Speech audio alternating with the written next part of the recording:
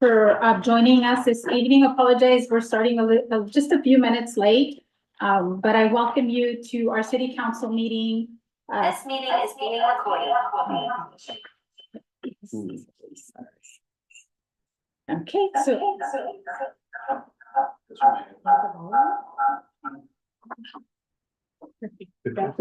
okay, I think we got it.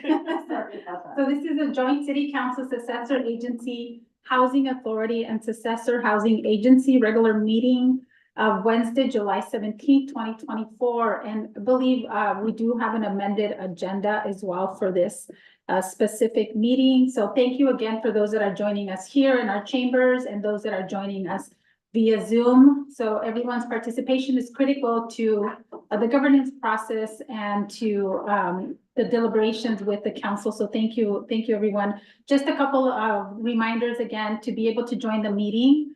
You do need to make sure that you log into our Zoom. The Zoom ID for this meeting is 813-1080-6563.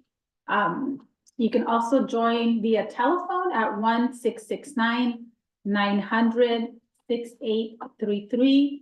And as we've been, I think we've been stating this for the last 2 months now, the meeting is streamed live on our YouTube channel, as this is more efficient. So hopefully people are liking that. So please make sure for any comments, though, in order for them to be on the public record, you do need to log on to the Zoom. And as has been now our custom is that we do provide a Spanish translator. So again, thank you. And just as a reminder to the public and for the council, my role as a chair, it's my job to help keep us on track on this meeting. And as many of you seen, we've had really full agendas. So we want to make sure that we're respectful and accountable to ourselves and also to our public to make sure that everybody has time to participate during our city council meetings. And we do have, but we'll call roll call, and there'll be an announcement of our council members that are not here with us today, but are excused from today's meeting. So with that, I'll turn it over to our city clerk for a roll call, please. Mayor Ana Velasquez. Here. Mayor Pro Tem Maria Corlejo. Here. Councilmember Fernando Cabrera. Excuse. Councilmember Fernando Ansaldo Sanchez. Here. Councilmember Evarista Banuelos. Excuse. Okay, so we have a quorum, so we'll move on to our next item on the agenda, which is our public comments on closed session items. So we do want to make sure that the public knows we do have a limit of 3 minutes for the public comments. Please be brief and to the point. The city, so for today, we do have 2 public comments, or sorry, 2 closed session items. That is, the city council will recess to closed session to consider personal matters pursuant to Government Code Section 54957B1, city manager evaluation, and the city will recess to closed session pursuant to Government Code Section 54956.9A to confer with its attorneys regarding pending litigation which has been initiated formally and to which the city is a party claim of Cervantes. So at this time, are there any members of the public that wish to make a public comment on the closed session items? If you could please come up to the podium. Okay, seeing none. Any members of that are joining us via Zoom that like to make a comment on our closed session items? Sure. Okay, so we see none, then we will close the public comments for the closed session item. And at this time, then we will recess into our closed session, and then we will come back at 6:30 for the public portion of our meeting. Thank you. And I'll just note for the record that notwithstanding the fact that the agenda reads that Councilmember Cabrera was going to be appearing remotely, circumstances came up that did not allow him to participate in this evening's meeting. So he will not be participating either in the closed session or the actual meeting itself. Thank you for that clarification. Okay, so at this time, we will recess to closed session and come back at 6:30. Thank you.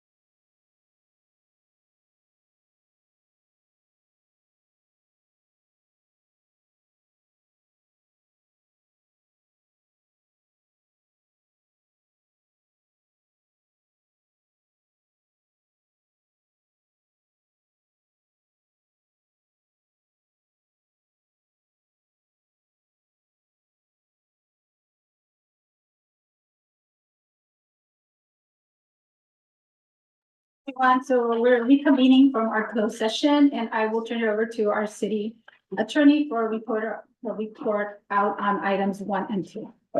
Yes, Mayor and Council, on item number 2, which was the claim of Cervantes, the council voted unanimously to reject the claim and provided direction to legal counsel, and no other reportable action was taken.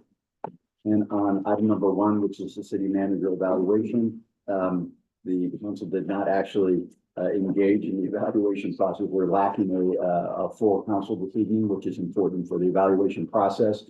I do want to note that I know this item has appeared on a number of successive agendas, and I want to make sure that the public understands that this item is not appearing because we're doing an investigation of misconduct or with anything along those lines. This is a regular and routine performance evaluation. It just often stretches out over a number of meetings. There's usually a group where folks are discussing what's the process going to be, and then there's another meeting when everybody looks at what is the form that we're going to use, and they agree as to what form is going to be, and then there's the actual submission of the completed forms and the evaluation. But we'd like, in most cases, to have the evaluation take place when we have the full council, and we're missing a couple of folks this evening. So we're going to continue this on to another date, probably the second meeting in August.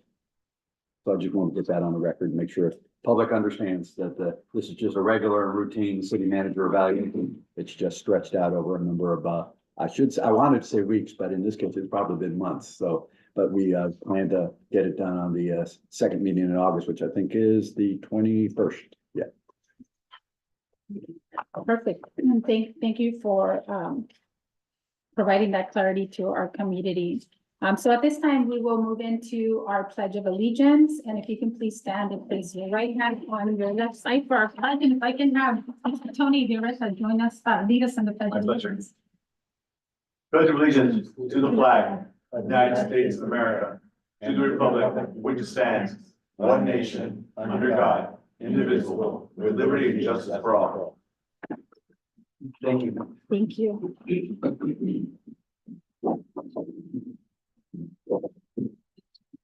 Okay, so we'll move on to our next item on the agenda, additions or modifications to the agenda. So do we have any additions or modifications at this time? No additions or modifications. Okay. Then we'll move on to public comments. So at this time, any member of the public may address the city council on items not appearing on the agenda, but are within the purview of the city council. Please, we do have a limit of 3 minutes. If you can please be brief and to the point, and if you're gonna speak, you're on the dais, if you can please join us here at the podium. If you are going to speak and you're on Zoom, please make sure that you raise your hand so we can recognize you and ask you to unmute. So at this time, before I go into the public comments, I also want to ask if we have any written public comments that came in today. Okay, so seeing that we have no written public comments, then we will go to public comments for any of those residents that are joining us that are here with us in our chambers. Do we have any public comments?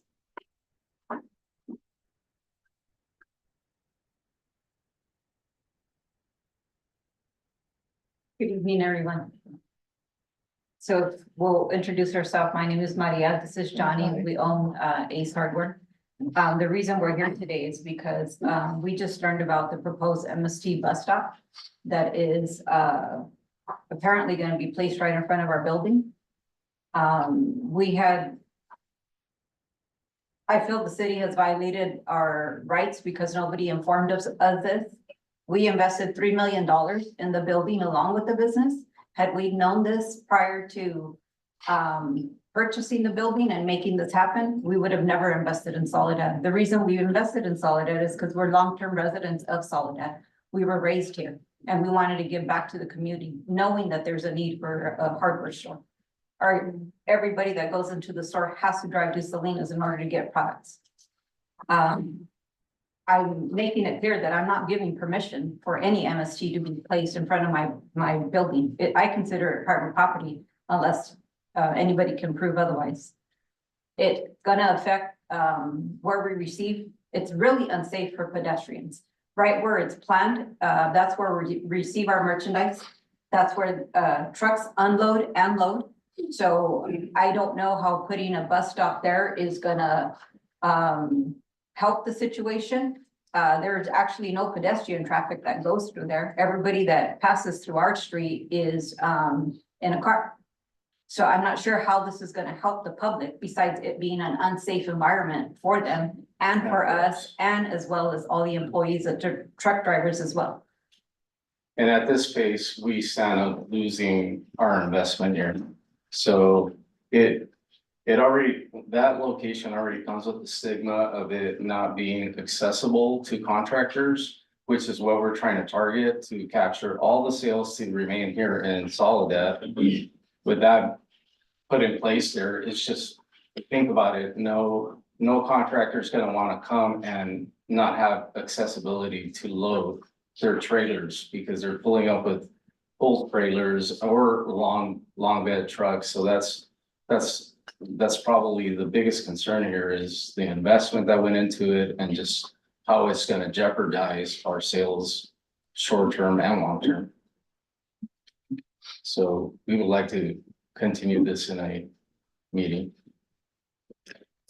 Thank you for your comments. So for public comments, the council can't respond to that. Yeah. But I know, our city manager can provide clear guidance in terms of right of way and any other details in regards to that specific item.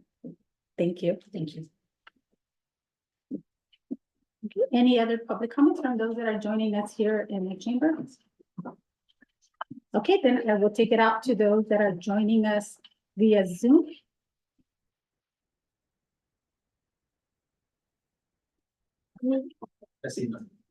Okay, seeing none, then I will bring it back. Then I will close the public comment portion at this time, and then I will move on to council presentations. So for today, we do have one council presentation, and that's a proclamation of the City Council of the City of Soledad proclaiming the month of July as National Parks and Recreation Month. So I will go ahead and read the presentation. I don't think we have anyone here from our national parks, but this is a proclamation of the City Council of the City of Soledad proclaiming the month of July as National Parks and Recreation Month. Whereas parks and recreation programs are an essential component of communities across the United States, including the City of Soledad, providing vital services, promoting health and wellness, and enhancing the quality of life for all residents.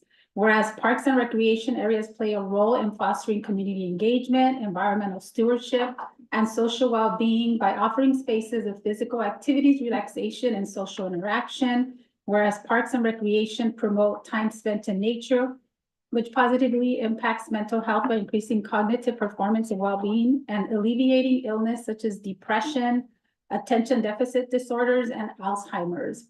And whereas the Parks and Recreation Department serves hundreds of families annually from Soledad across the South Monterey County, provides programming such as education activities, out-of-school time programming, youth sports, and environmental education, all of which are critical to childhood development. And whereas the Park and Recreation staff have demonstrated their dedication to their belief that recreation, culture, and art, parks, and sports activity all play an important role in every community, and embrace this year's theme of where you belong.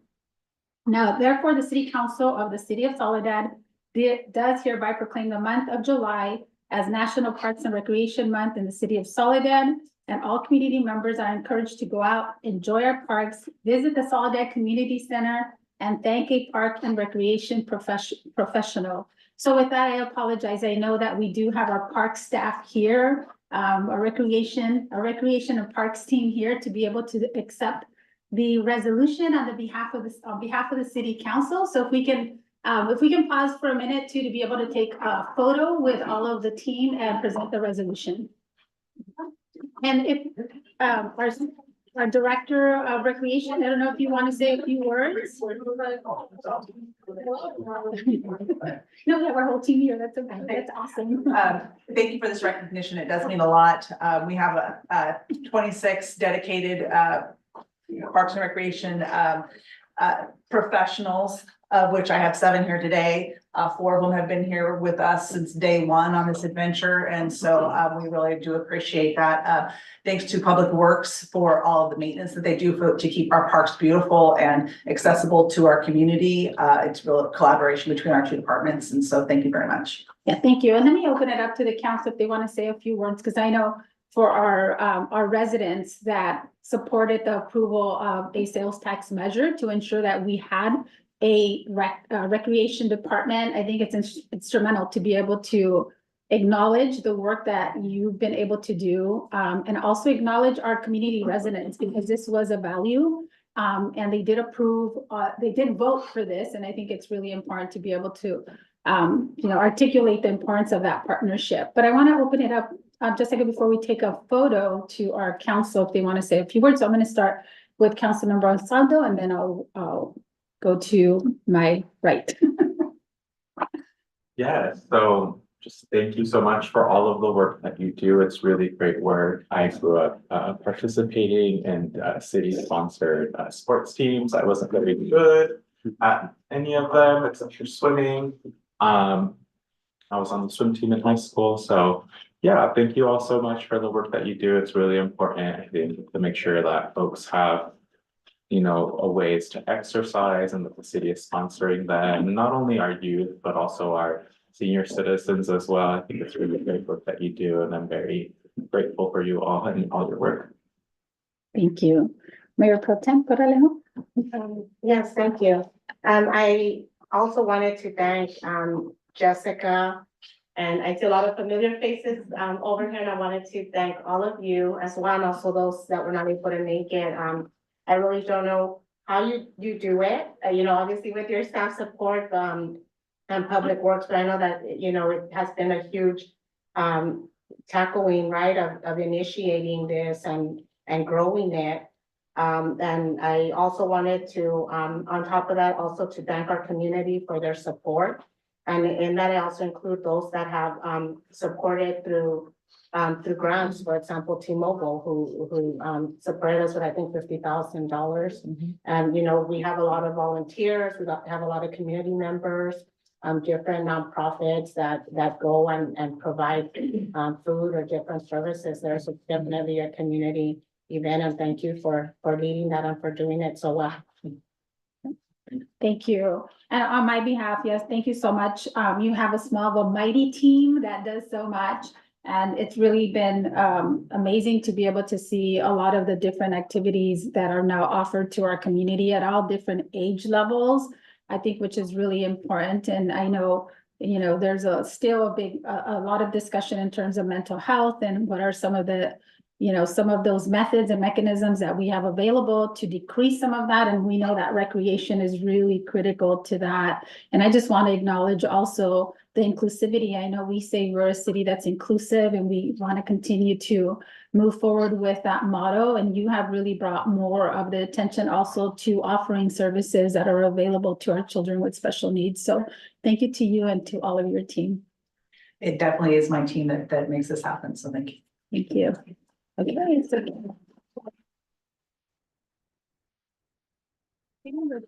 For a minute, so we can take some.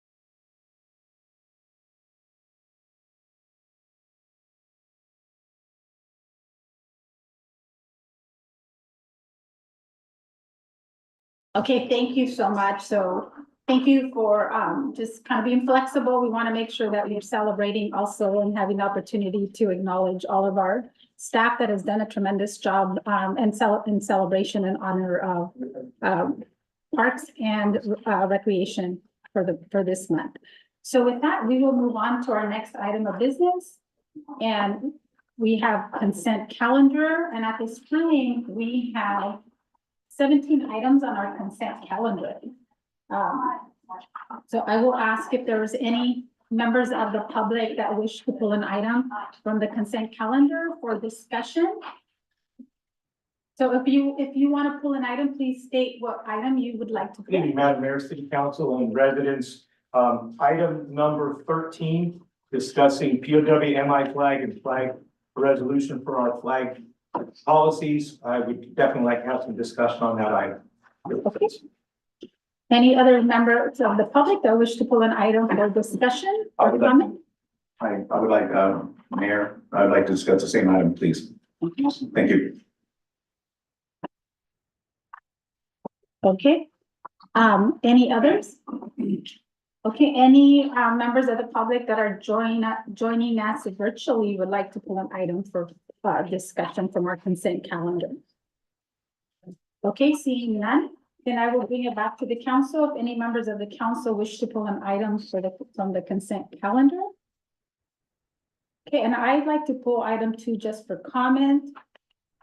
And I'm trying to look at the ones that I have.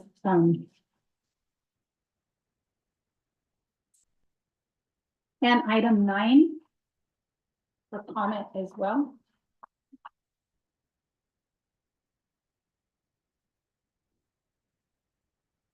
Okay, so with that, council, if there's no other items that need to be pulled from the agenda, if I can please entertain a motion to approve all the other consent calendars with the exception of item 2, item 9, and item 13. I move to approve, all the consent calendar items with the exception of items 2, 9, and 13. I second that. Okay, so there's a motion on the floor. All in favor, say aye. Aye. Aye. Any opposed? Okay, any abstentions? Okay, so motion carries. So I'll start with mine, which is consent item number 2, and just a comment. I know that we've been seeing a lot. Let me go back to my notes, apologize. I know on the warrant, so this is a warrant, and on a monthly, on every city council, we receive the warrants, which are all the expenditures for the city of Soledad. So I want to ask, because I know I've seen a lot of different purchases. I know we utilize Amazon, which is good because we get some of that sales tax back here, but just want to have a better understanding in terms of our procurement purchasing policies. And I don't think we have a specific procurement officer, but I do wanted to make sure that we did address that. I know we have some newer council members, so making sure that we understand the policies in terms of our procurement purchasing policies. And there was another expense also for the graffiti costs.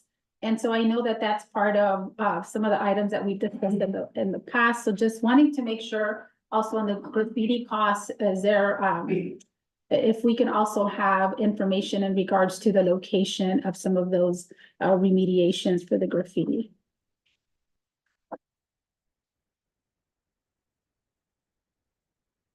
Okay, so Megan is not here. So we'll come back to that. Let me move forward and we can go, there was item 9 that was pulled. And so let me go to item 9, and that was my item, and I just pulled that. And it's actually several items that have to do with our MOUs with our staff and our mid-management staff and our SEIU staff.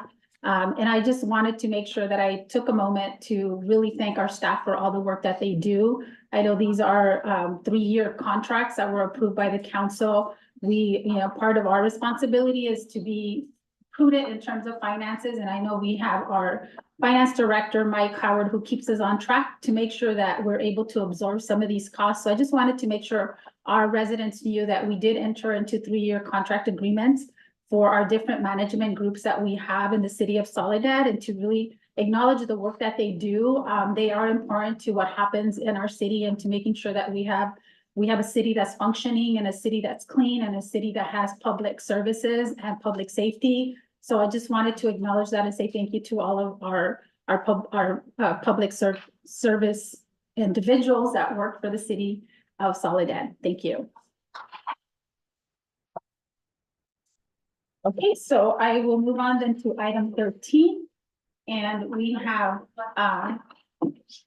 two individuals that pulled that item. Item 13 is related to adoption of the policy. The city of Soledad had a flag policy, and we have two recognition flag policy revisions here. So Mr. Max, if you would like to come to the front.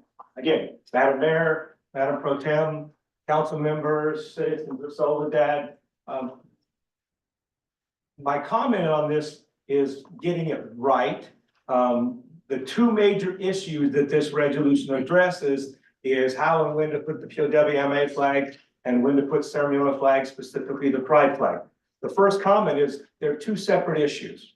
And I'll address the POWMA flag because there's a lot of law and code that goes with that flag that should make it simple.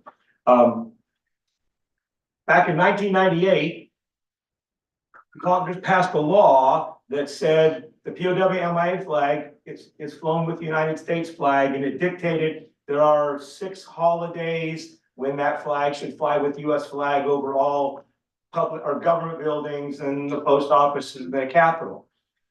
In 2019, that law was updated. It specifically says for the POWMA, days of flag display for the purposes of this section, the POWMA flag is displayed on all days which the flag of the US is displayed.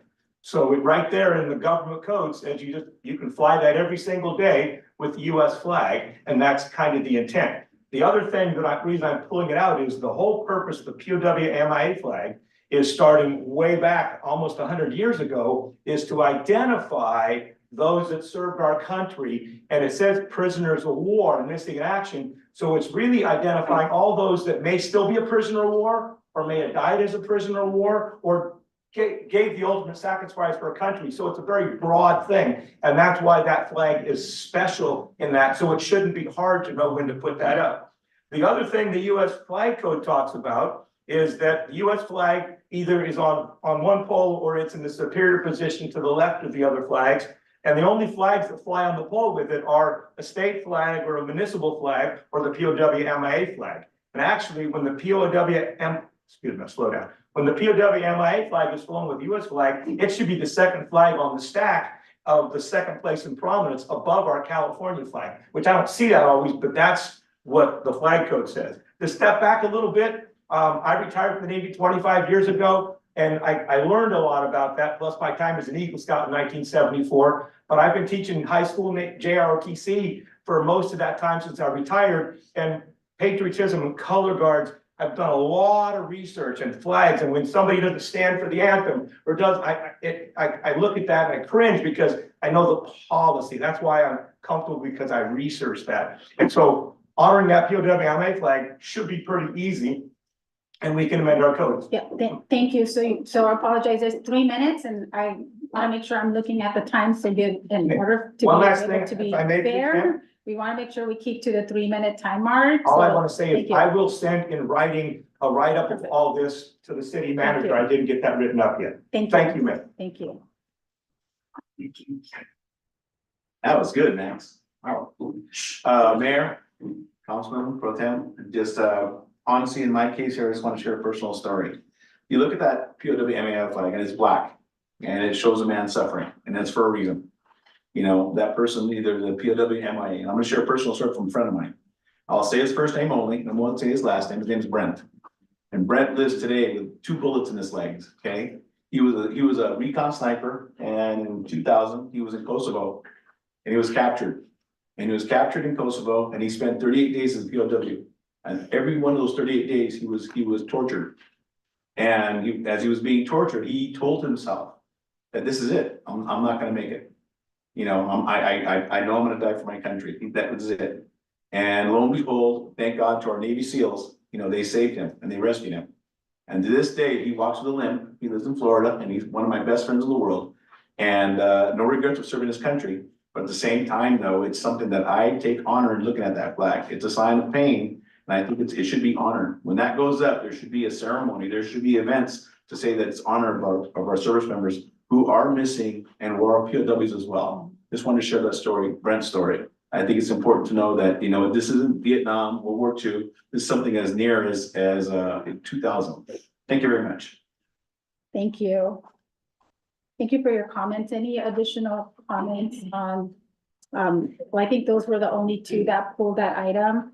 So I just really quickly, Megan, I know that the item was pulled in terms of the POW MIA flag. And I just want to say for context in terms of the flag policy, that up until 2 years ago, the city did not have a flag policy in place. And the city council formed a subcommittee to ensure that we did have a policy because we did want to make sure that we honored our POWs, MIAs, and others also as well. So there was an establishment. We looked at different policies throughout the different cities and came up with a policy that was reflective of the city council and what we wanted to make sure that we honored in our city. So the council adopted that flag policy. So I know there was some changes because initially some of the other policies that we reviewed did have only the inclusion of those dates that were in the original policy. I know it came back to ensure that we were flying the flag for the full month. So we will go back and review some of the existing policies and some of the government codes and whether some of that supersedes or not some of what our provisions or our authority as a city council, but we want to make sure that we do honor that and that we do get it right. And that we do have a ceremony, to your point, Tony, because that was something that we wanted to do and that we established a process to do that anytime that the flag goes up. Thank you. Okay. Yeah. So I know that it could be maybe a little contentious to have both of the flags in the same consent calendar item. I just wanted to give a little bit further just point of clarification that I was the one that asked for something like this so that we don't have to come and vote for it every single time. I think it's really important to be able to fly both of the flags in the times that need to be flown. And I would love to hear more about what those policies are because I don't know those. And I think it's very important to, especially for the folks that have served our country, to honor them and respect them. And I want to make sure that we do that right. So thank you so much for coming and letting us know. Yes, I also just wanted to comment. I think, you know, first of all, thank you both for taking the time out of your busy schedules to come out there. And, you know, I did bring this up when it comes to the POW MIA flag. My sister was a veteran. She was in the Air Force. And so this is very important to me on a personal level. And so just, you know, again, wanted to say that. And so this up on the consent agenda now for it to be flown or to be displayed for a month instead of just a handful of days. Thank you. Yeah, and thank you, council, for that. And so, yeah, so just again, I know the flag policy is something that we didn't have in the past and we had it. And I was one of the council members at that time to make sure that we would move forward with a policy that was in place. So you know, we obviously we have room for improvement to make sure that it's correct as we move forward. So thank you both. Okay, so with that, then we will go back to item 2. Okay, item 2, Megan. So I pulled item 2, which is part of our warrants, but I just requested not necessarily for any specific expenses, but just more of making sure that our council has a copy of the procurement purchasing policies. And I don't know if we have a specific procurement officer, if it's Mike Howard, our finance director, but just because I know that there's a lot of purchases that we do. There's a lot of Amazon purchases, which is good, but there's also a variety of different purchases that are done through that Amazon card with laptops and also like other, you know, vehicle kind of maintenance, you know, kind of items. So just I think for the council, if we can have a copy of that, I think it's in our municipal code, right? It's part of our municipal code, but if we can just have a copy of those. So we have that, and then whether we have a procurement officer or not. Sure. We can provide that, and I would mention that, some of the time, you may see a lot of Amazon purchases, but part of the reason why we do that is these are items that aren't necessarily available in town. And by purchasing on Amazon, we benefit from those tax revenues, and so that's why you'll see quite a bit of it. We don't want leakage. And then my other thing also was on the graffiti costs. I know that there was a graffiti expense. I know we've been talking about some graffiti. I don't know if the location is where we had talked about, where there was a whole wall that had a lot of the graffiti on it, and whether that was part of the cost is in terms of what we see in the warrants for this month. Yeah, and I know we are working on that. I don't know that it's been fully addressed, but we've been working with PD and Public Works on that location.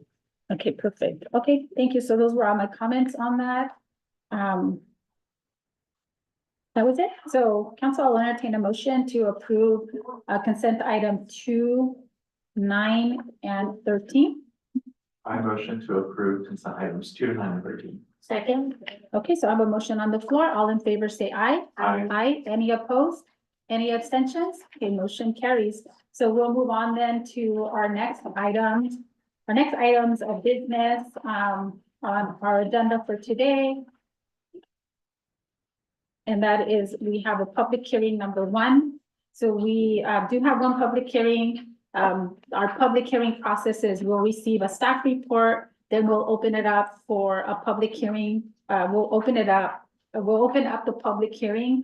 Then we'll hear from the comments from our public, and then we'll close the public hearing, and then we'll bring it back for council action.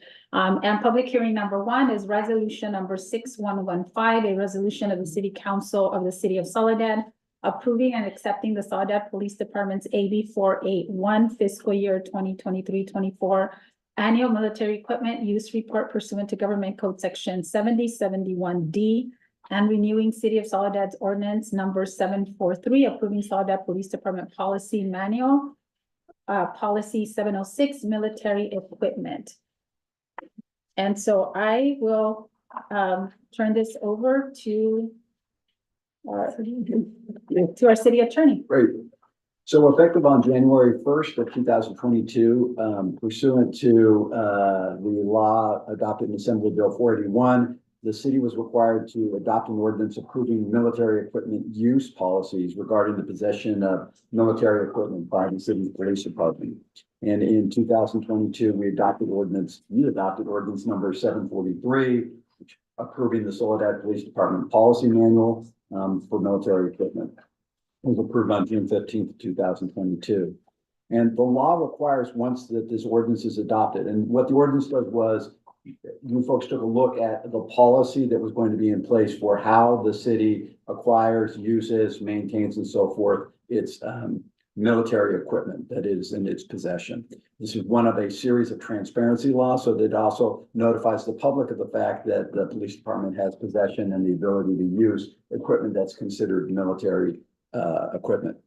And so one of the provisions of the law requires the city council to review the ordinance on an annual basis, as well as the policy to see if it needs any tweaking or any changes necessary, and then to vote on whether or not to renew the ordinance that's in place. So take a look at the policy in the ordinance and then decide whether or not you want to renew the ordinance. Kind of a funny bit of language in there. You don't usually renew ordinances, but this is a requirement that was imposed by way of the legislation.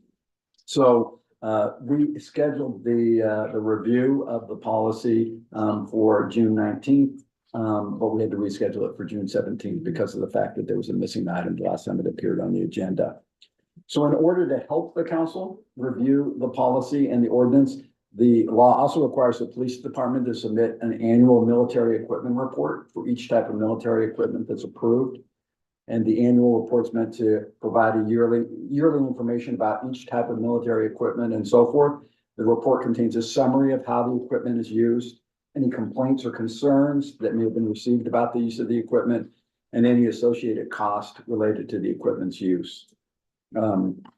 There are a number of requirements that I can tell you that we met, but once the annual report is delivered to the city council, then we need to put it on the website and we need to wait, and then 30 days, at least 30 days thereafter, we hold a public hearing. That's the hearing that you actually have tonight on the agenda, is for the policy itself. If there's any questions, concerns, comments, and so forth on the policy. And the policy has been available on the city's website. And notice of the fact that we're going to be holding this hearing has also been posted on the city's website and the police department's website for in excess of now 30 days. Also was posted in several places around the city hall. So that's what we've got going on tonight. It's a two-pronged process, which will basically we'll have a public hearing, hear any comments on the policy, any concerns and so forth from the public, then close that public hearing, and then the council can take a look at and decide whether or not they want to renew the existing ordinance, which approves the existing policy for another year, and then come back and do the same thing again next year.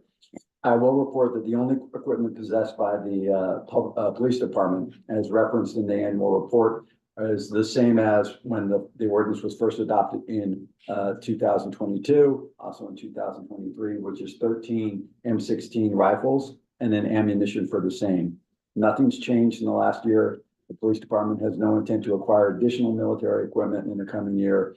And the report that was delivered to the council indicates again that there have been no complaints about the possession or use of the weapons. There haven't been any additional costs that's built into the city's budget. They're rather minor maintenance costs, and there's nothing new to report regarding the military equipment that is in the police department's possession. So it should be fairly straightforward, unless there are, we receive comments, we receive notice on anything that there has been some change or concerns or so forth about the existing equipment. So staff is recommending again that you open the public hearing, which is to hear comments on the annual report that was delivered a few weeks back, at least 6 weeks back, and then close that public hearing, and then consider whether or not you want to renew the city's existing ordinance, which approves the policy that's in place for how the police department handles and uses military equipment. I will note that the military equipment policy that the city has adopted, the police department has adopted, is part of the Lexipol system of policies. It's an entity that provides policies and procedures for police departments throughout the country. And in the state of California, I'd say like 99% of the police departments use the Lexipol policies. And so they are very good about updating the policies when necessary and letting us know when there's any changes that need to be made. But that is, we didn't try to create a policy out of whole cloth. This is the approved policy that's been distributed to all the police departments, almost all the police departments in the state of California with regard to the use of military equipment. Thank you so much for that staff report. So at this time, then I will go ahead and open the public hearing. So I will open the public hearing at 7:11. And so are there any members of the public that are joining us here today that wish to make a public comment on this item? Okay, seeing none, then I will go out to any our residents that are joining us, or any members of the public that are joining us via Zoom that'd like to make a comment on this item. Okay, and I see no hands raised. Okay, so I will then close the public at 7:11, and I will bring it back for council questions and then council action. So at this point, if the council has any questions or comments, we'll entertain those before we move forward with council action on this item. And I'll start with my right, Mayor Pro Tem Corrales. Do you have any questions or comments on this item? No, this item has been brought to us before, a few times, so I don't have any questions or comments at this time. Thank you. Okay. Councilmember Saldo Sanchez? Just a minimal comments, I think just for transparency purposes. I think there was one part of the report. It says the results of any internal audits, any information about violations of the military equipment use policy, and any actions taken in response. It just says none, and I think it'd be good just to know if it's no results at all or no audit was done, just for transparency purposes. And then for D, it says that annual costs for each type of military equipment, including acquisition, personnel, training, transportation, maintenance, storage, upgrade, and other ongoing costs, and from what source funds will be provided for the military equipment in the year following submission of the annual military equipment report. And it only just says minimal maintenance and training costs paid for out of the police department budget. I think just for, again, transparency purposes, just to have those listed out and what the costs are. Other than that, I think that's fine. Thank you for that. And I think for me, also minimal comments. I know as our city attorney mentioned, this policy comes on an annual basis. This is part of the transparency process and part of the law. So, you know, since it's becoming before us, I know I've sat here on an annual basis reviewing the policy. And as our city attorney mentioned, there is no new equipment. The 13 M6 rifles that have been reported, continue to be reported, are the only rifles that we've ever had for the last several years. So it's not like the police department's buying any. It's what has been existing since you know, these reports have come to us on an annual basis. I do have a question, and I do realize that the policy that we have in place, and if we renew the policy, it's really it comes through Lexipol, and obviously that's a very respectable and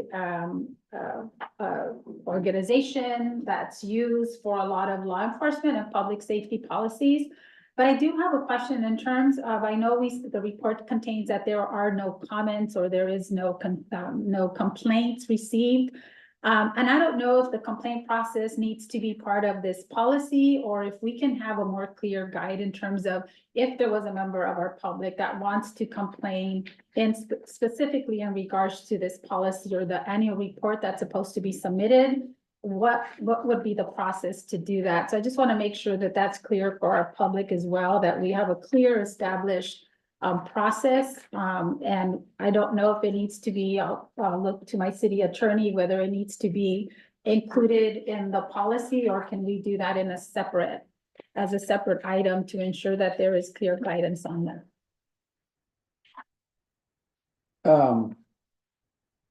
I thought if there is language, and I'm looking for it, that speaks to the issue of what to do if you have a complaint, but I am not seeing it. Yeah. And to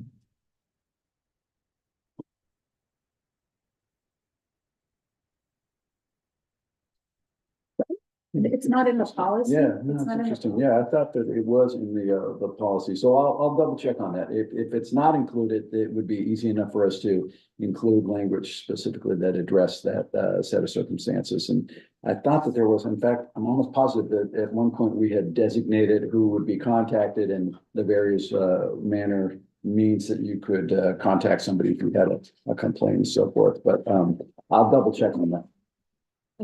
Thank you. Yeah, that's my only request. Would it be if we can do it, whether we do it as part of the policy or in a separate document for guidance, so that it's clear to our public what the process is and how they utilize if they have that concern. So with that, then I will entertain a motion to approve resolution 6115 with, can we add that as a condition or not necessarily? You're gonna go ahead and approve, I think, the ordinance, but with it making a recommendation that that we include either language within the policy when it's make the change to bring back or to identify the process for making a complaint or making an inquiry and so forth in the policy itself, or have a standalone policy that would address that issue. All right, I will motion to approve resolution number 6115 with those recommendations of the process of the complaint process to be included in some way. Okay, second. So we have a motion on the floor. All in favor, say aye. Aye. Any opposed? Any abstentions? Okay, so motion carries. So, yeah, just for clarification, so the resolution was to renew the ordinance. And then the direction that you provided is, yes, you want to do that, but you also want to have some clarification made with respect to the issues that you raised. We'll make sure that the next annual report contains that information, more specificity on cost incurred, and a better answer than none in terms of no for no audit, no whatever and so forth. and then that we have a clearer way to address and reach out to the public so that they can file complaints or inquiries about the equipment. Correct. All right, Perfect, thank got you. it all done.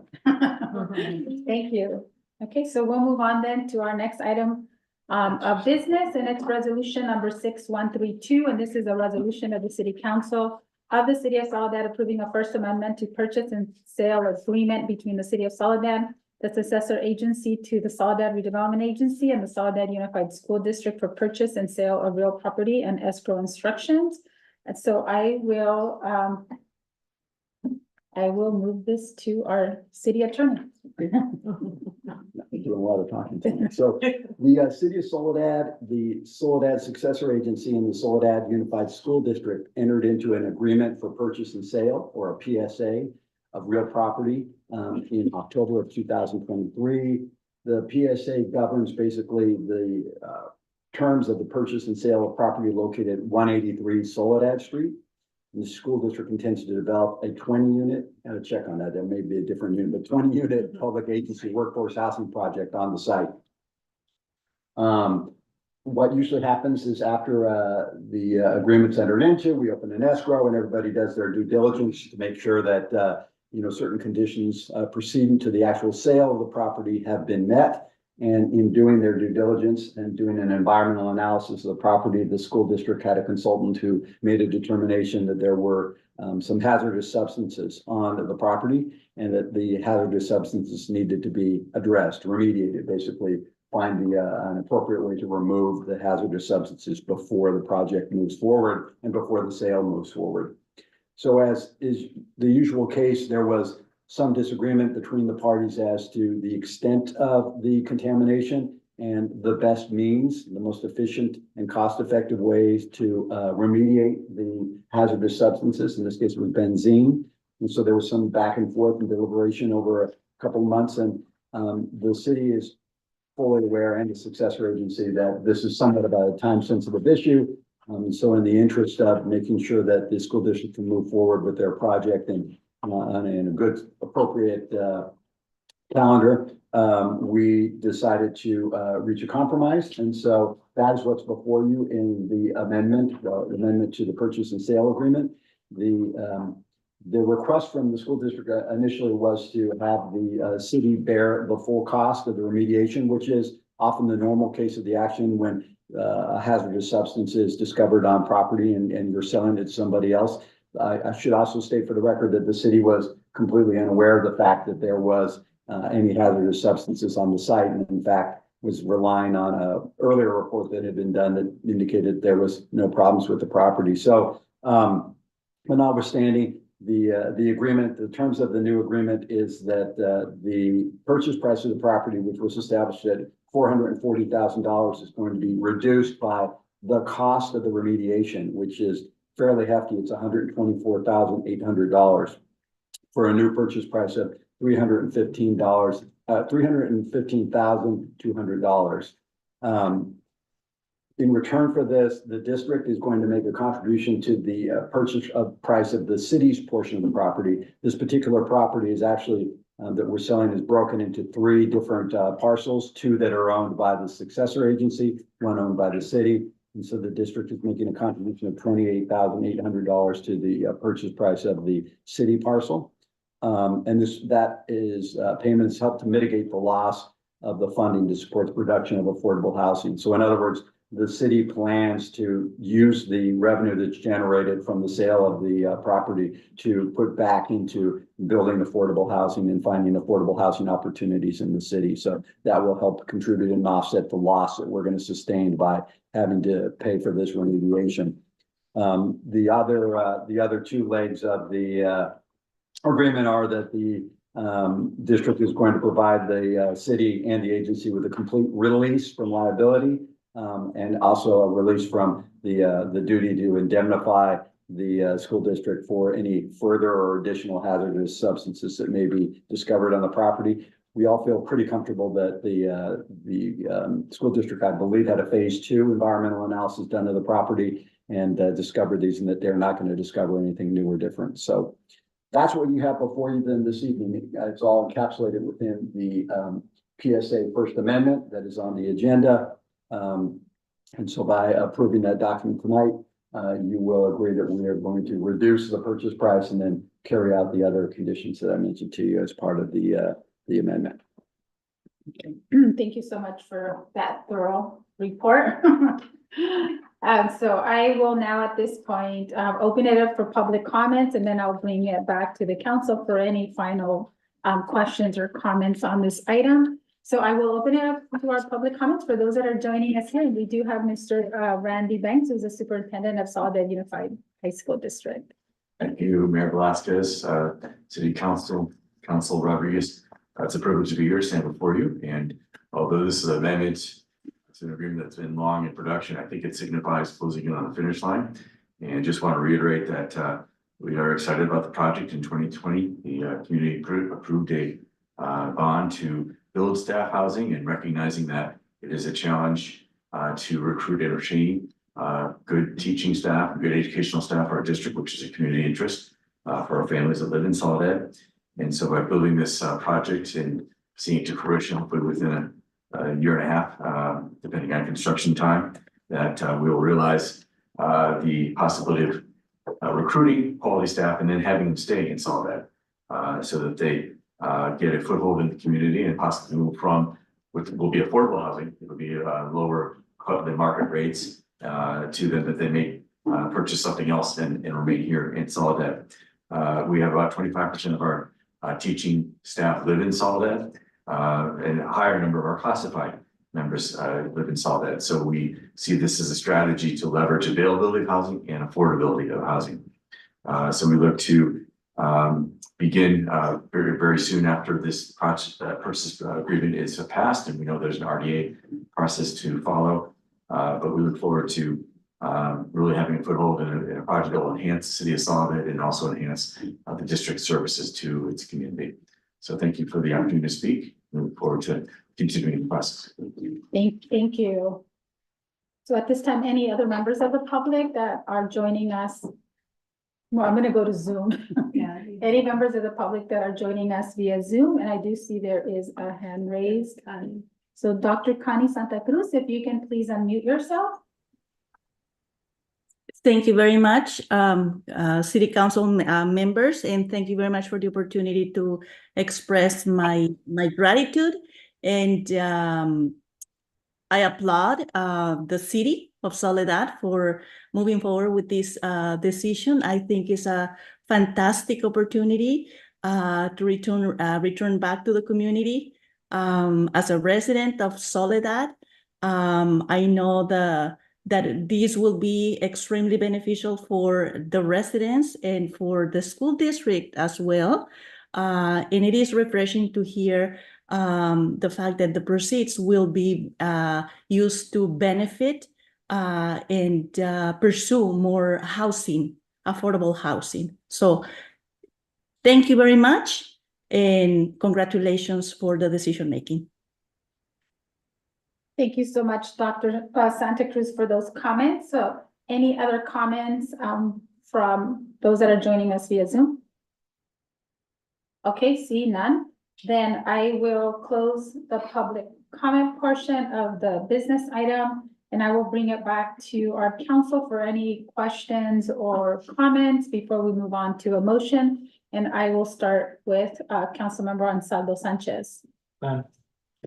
Okay. Mayor Pro Tem Corralejo. Yes, I just have some short comments. I was just gonna say, I remember my first meeting that in 2022. The staff housing was actually on that first agenda. It was an item on the agenda on my first meeting, and so I'm just happy to see this moving forward. And I think that as Dr. Santa Cruz brought up, it is a good resolution. Where both parties win and the community wins, especially with affordable housing. Thank you. And just my comments are minor as well. Just, I know there was a lot of discussions. I know there was lengthy discussions at some point in terms of how to move forward with this project that would really result in the best use of this specific property, and that would really result in maximizing the individuals that it would serve. So I'm glad that we're at this point, and I know that, you know, there was some unforeseen, remediation that needed to be addressed. So I just want to say thank you to the school district, to the board, to the board of trustees as well. I know that housing, obviously, this council has dealt with, you know, being tasked with how do we make sure that we provide more affordable housing and more workforce housing for our community. And I will say on a personal level, my niece is an English teacher at Soledad Main Street Middle School. And she had to leave Soledad to move to Salinas because she couldn't find a place to live here. So I know she's not the only one. There's a lot of other really great teachers that the school district has that don't have the opportunity to be here and that had left the district because they didn't have that ability. So we want to make sure that we retain those teachers that are incredible and that our children need to be able to be successful. So with that, council, I will entertain a motion to approve resolution 6132. I make a motion to approve resolution number 6132. Okay, second. So we have a motion on the floor. All in favor, say aye. Aye. Aye. Any opposed? Any abstentions? Okay, so motion carries unanimously, and we're super excited to be able to see the project moving forward and come to fruition. Thank you. Okay, council, so with that, we'll move on to our next item of business. And it's ordinance number 770, an ordinance of the City Council of the City of Soledad, amending chapter 3.24, purchasing systems of Title III, Revenue and Finance of the Soledad Municipal Code to increase the bidding requirement threshold for the purchase of supplies and equipment from 25,000 to 50,000. And I will turn this over to our city attorney. It's the mic, it's the mic. I want to assure everyone I'm not going to pay by the word this evening. So this actually sort of dovetails with the comment that you made earlier, Mayor, about purchase and so forth. So generally speaking, although municipalities let me back up. Generally speaking, municipalities like the City of Soledad are required by law to adopt policies and procedures that govern how they purchase supplies and equipment. And those policies are required to also include some bidding regulations for components. Again, this is a transparency issue so that people can see that we're purchasing things on a fair and equal basis. And secondly, reassurance to the public that public funds are being properly spent. The City of Soledad's purchase provisions, which require notice bidding for purchases unless otherwise exempted, are found in section 3.24.040 of the Soledad Municipal Code. And under the current provisions, purchases of supplies and equipment costing less than $25,000 fall within an exemption that allows them to move forward without going for bidding. Unfortunately, this threshold has not kept pace with inflation. I guess I should back up just to say the idea of this exemption is to allow purchases on an administrative basis for a number of items that are necessary to purchase on a routine, regular basis without having to go through the delays that are encountered when you have to go out to bid. You have to publish notice of the bid, receive the bids and so forth. And you usually end up having a 3-week to maybe a month delay in the whole process of the purchase because of the bidding requirements. And so most cities do establish a threshold under which bidding is not required for equipment. And in this particular case, the threshold, the $25,000 threshold has not kept pace with inflation. The city staff and the city manager both noted that many regular routine proposed purchases are exceeding this threshold. And then as a result of that, require formal bidding and council approval. It should be obvious to anybody who's walked into a grocery store in the past couple of months that the cost of supplies, equipment, goods has increased dramatically in recent years. Some of this is a result of the COVID pandemic, and there was a number of issues associated with supply chain constraints, general inflation, and a strong demand for consumer goods, notwithstanding the fact that we were in the midst of the pandemic. But what has happened is that none of those prices have come down since they went up during COVID. I had referenced in the staff report that the producer price index indicates that there has been an increase of 19% in the cost of items between January of 2020 and March of 2023. And so we're dealing with that.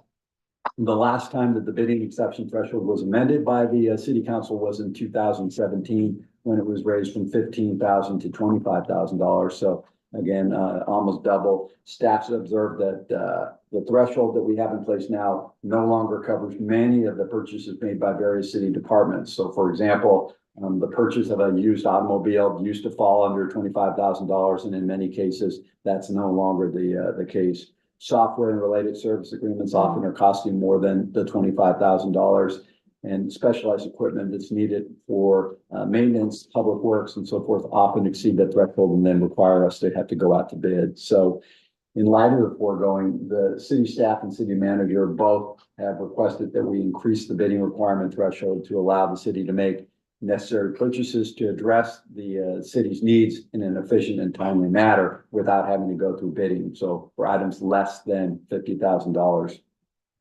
I note that those purchases will still be subject to council approval unless they fall within another exception of the city. So for instance, one of the exceptions under the $25,000 was that matched the city manager's spending authority. So she was able to make purchases for items that didn't need to go out to bid that were under $25,000. So we were able to not bring those particular purchases back for council approval. But there has been a suggestion that the city manager's spending authority be increased to match the authority that we're asking for tonight, the new threshold of $50,000. And I also wanted to point out that all the items will always appear on the warrant. So no matter if the matter has been purchased on an administrative basis or not, you will see it come before you on the warrants list. So, and identified specifically as to what was purchased.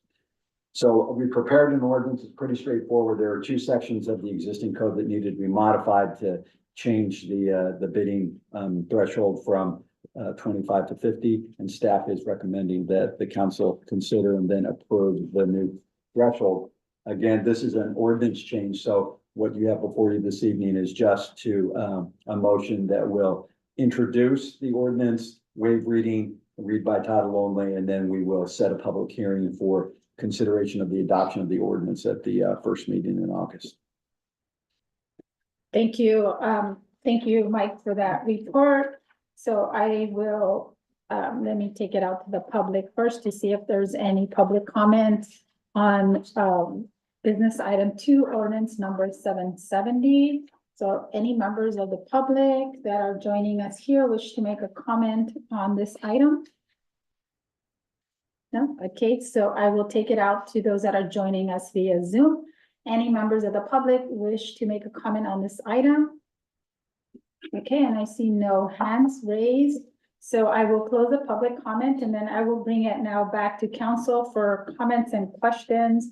And then we can proceed with a motion. So I will start now with Mayor Pro Tem Corralejo. So there's questions and comments. Okay, thank you.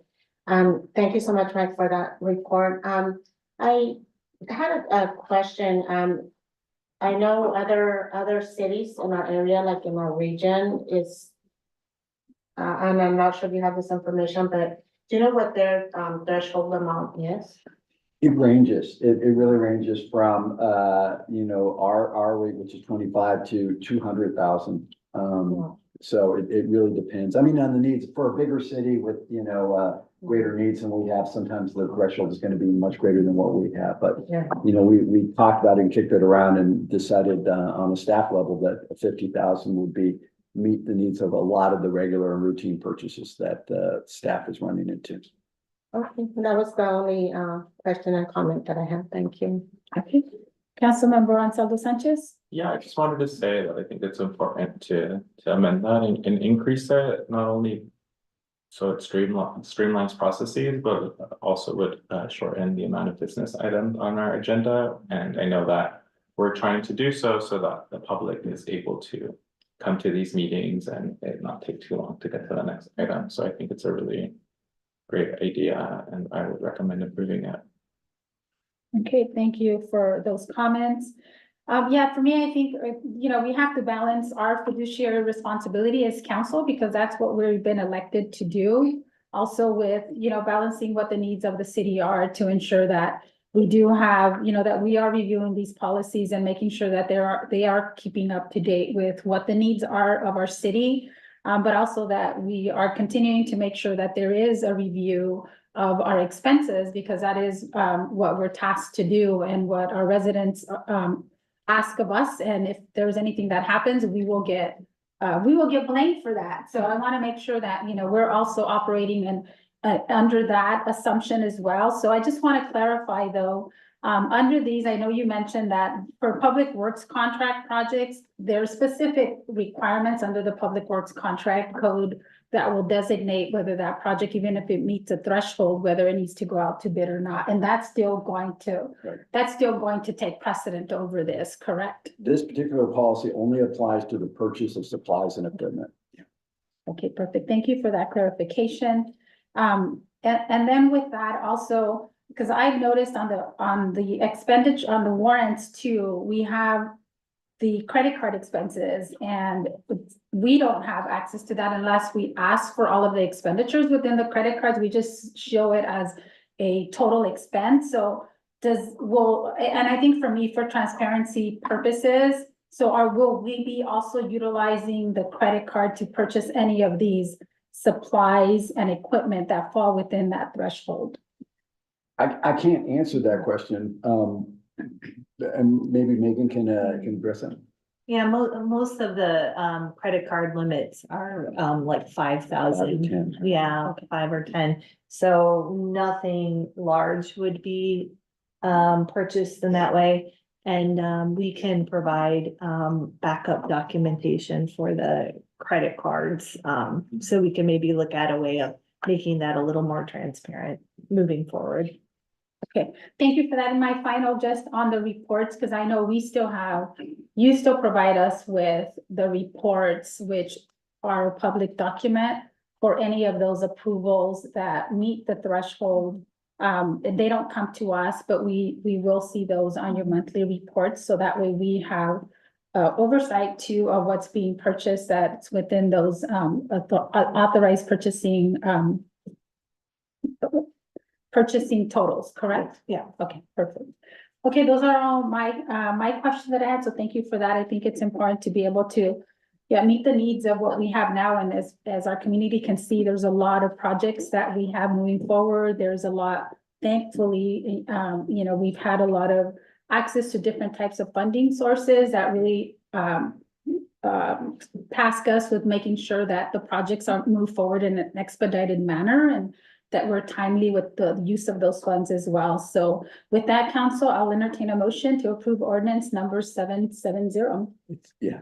So just for clarification, so the motion is to introduce, read by title only.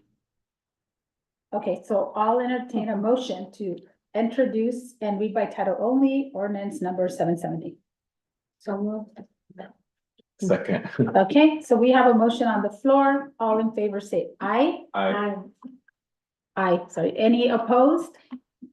Okay, any abstentions? Okay, so motion carries and we will bring this back for public hearing. Yeah. Now we need to wait. Okay, so now we will pause for a bit. And then we have, we're good on time. We're going along. We have 2 more items on our new business items.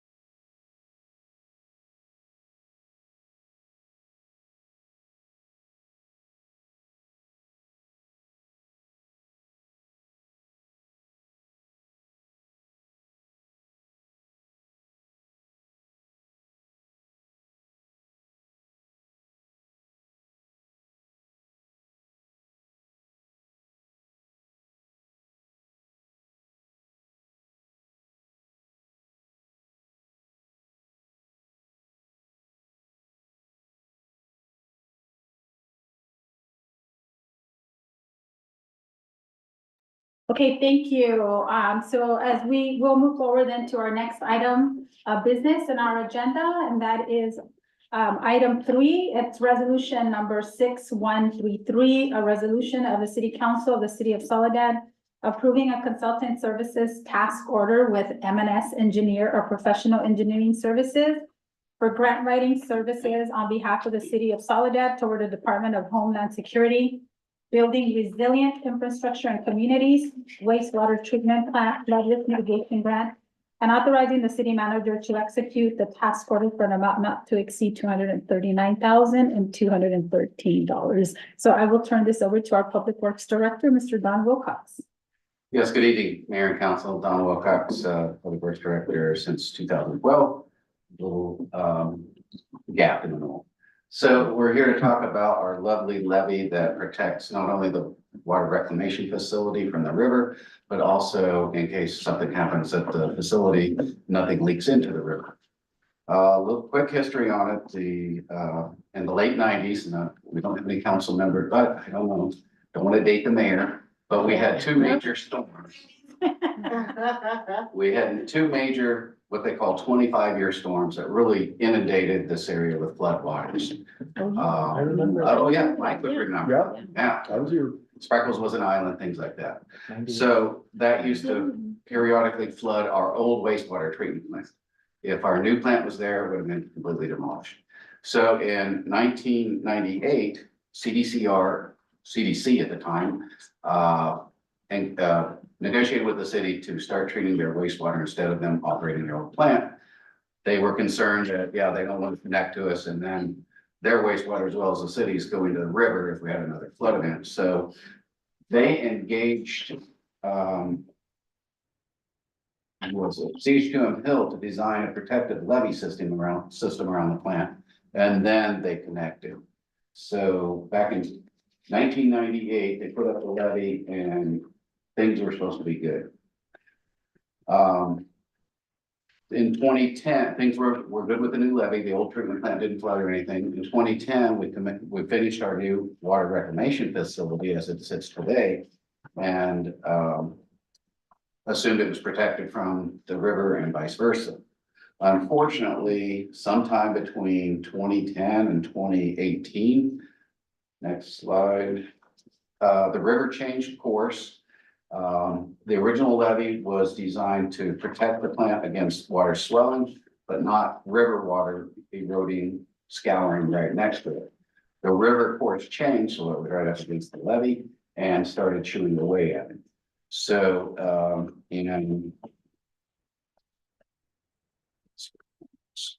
couple years, so we started working with FEMA and U.S. Army Corps of Engineers to get the levee repaired, figure out permanent solutions, things like that.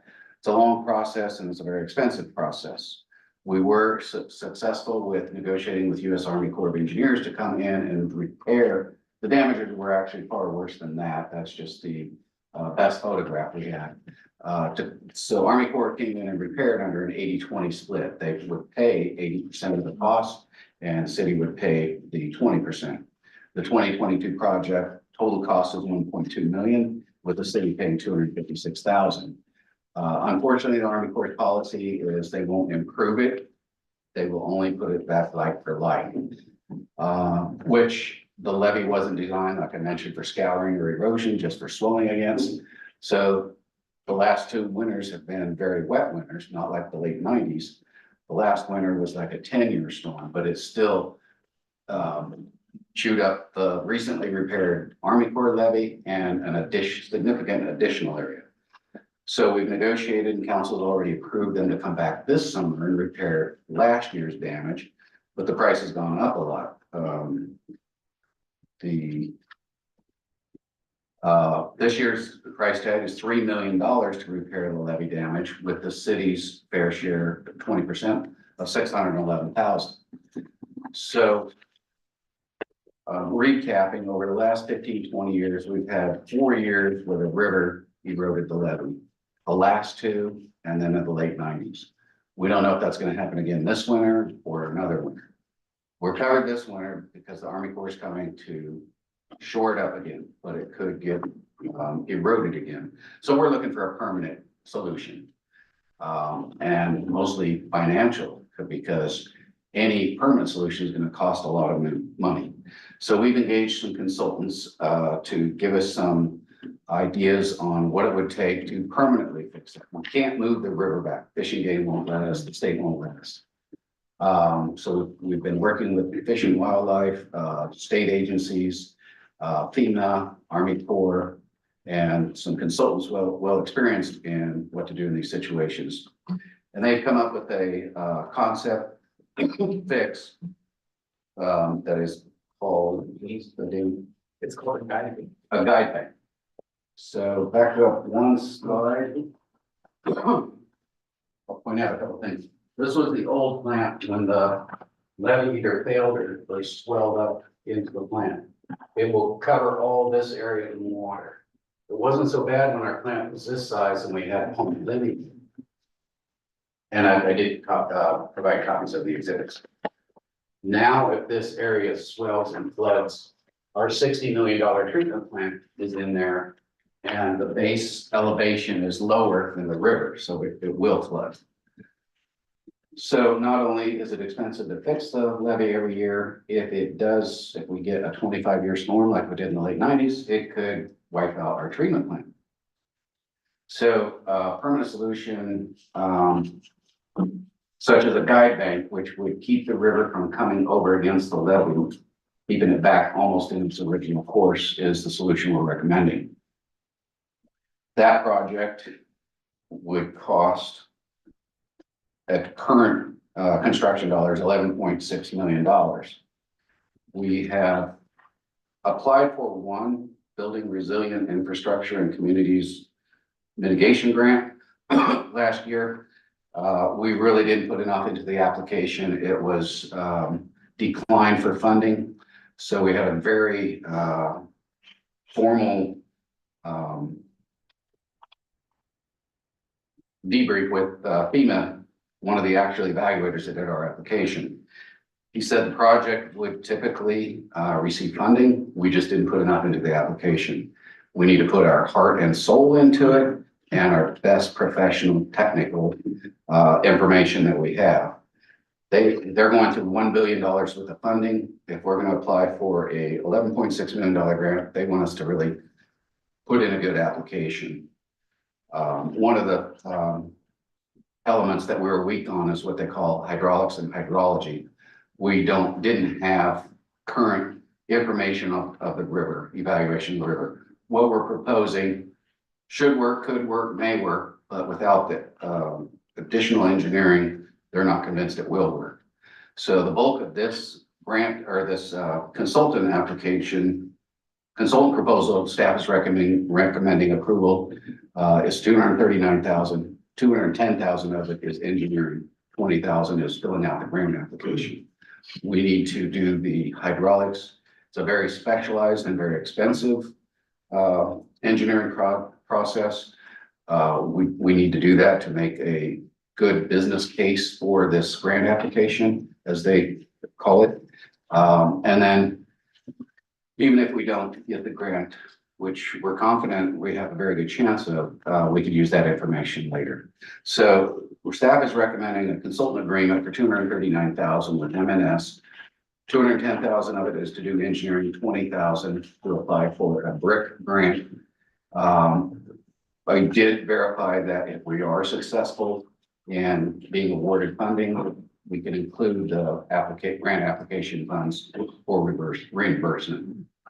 In addition, if Soledad continues to qualify as a disadvantaged community, our match is reduced to 10% instead of 20%. And Cal OES, we have a sub-grant application to them to fund the match.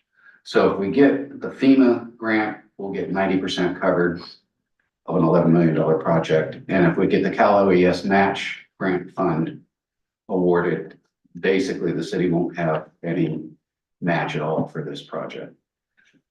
It sounds like a good deal. I talked to our grant writer, what are our chances? Well, you never know, but very, very good if we proceed with the engineered approach that they recommended in the debrief. So that's what staff is proposing. It's a lot of money. Again, we have a $60 million facility and $2,010 to protect.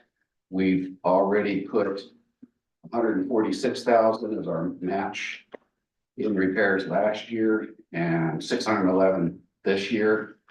And it could all get wiped out every year.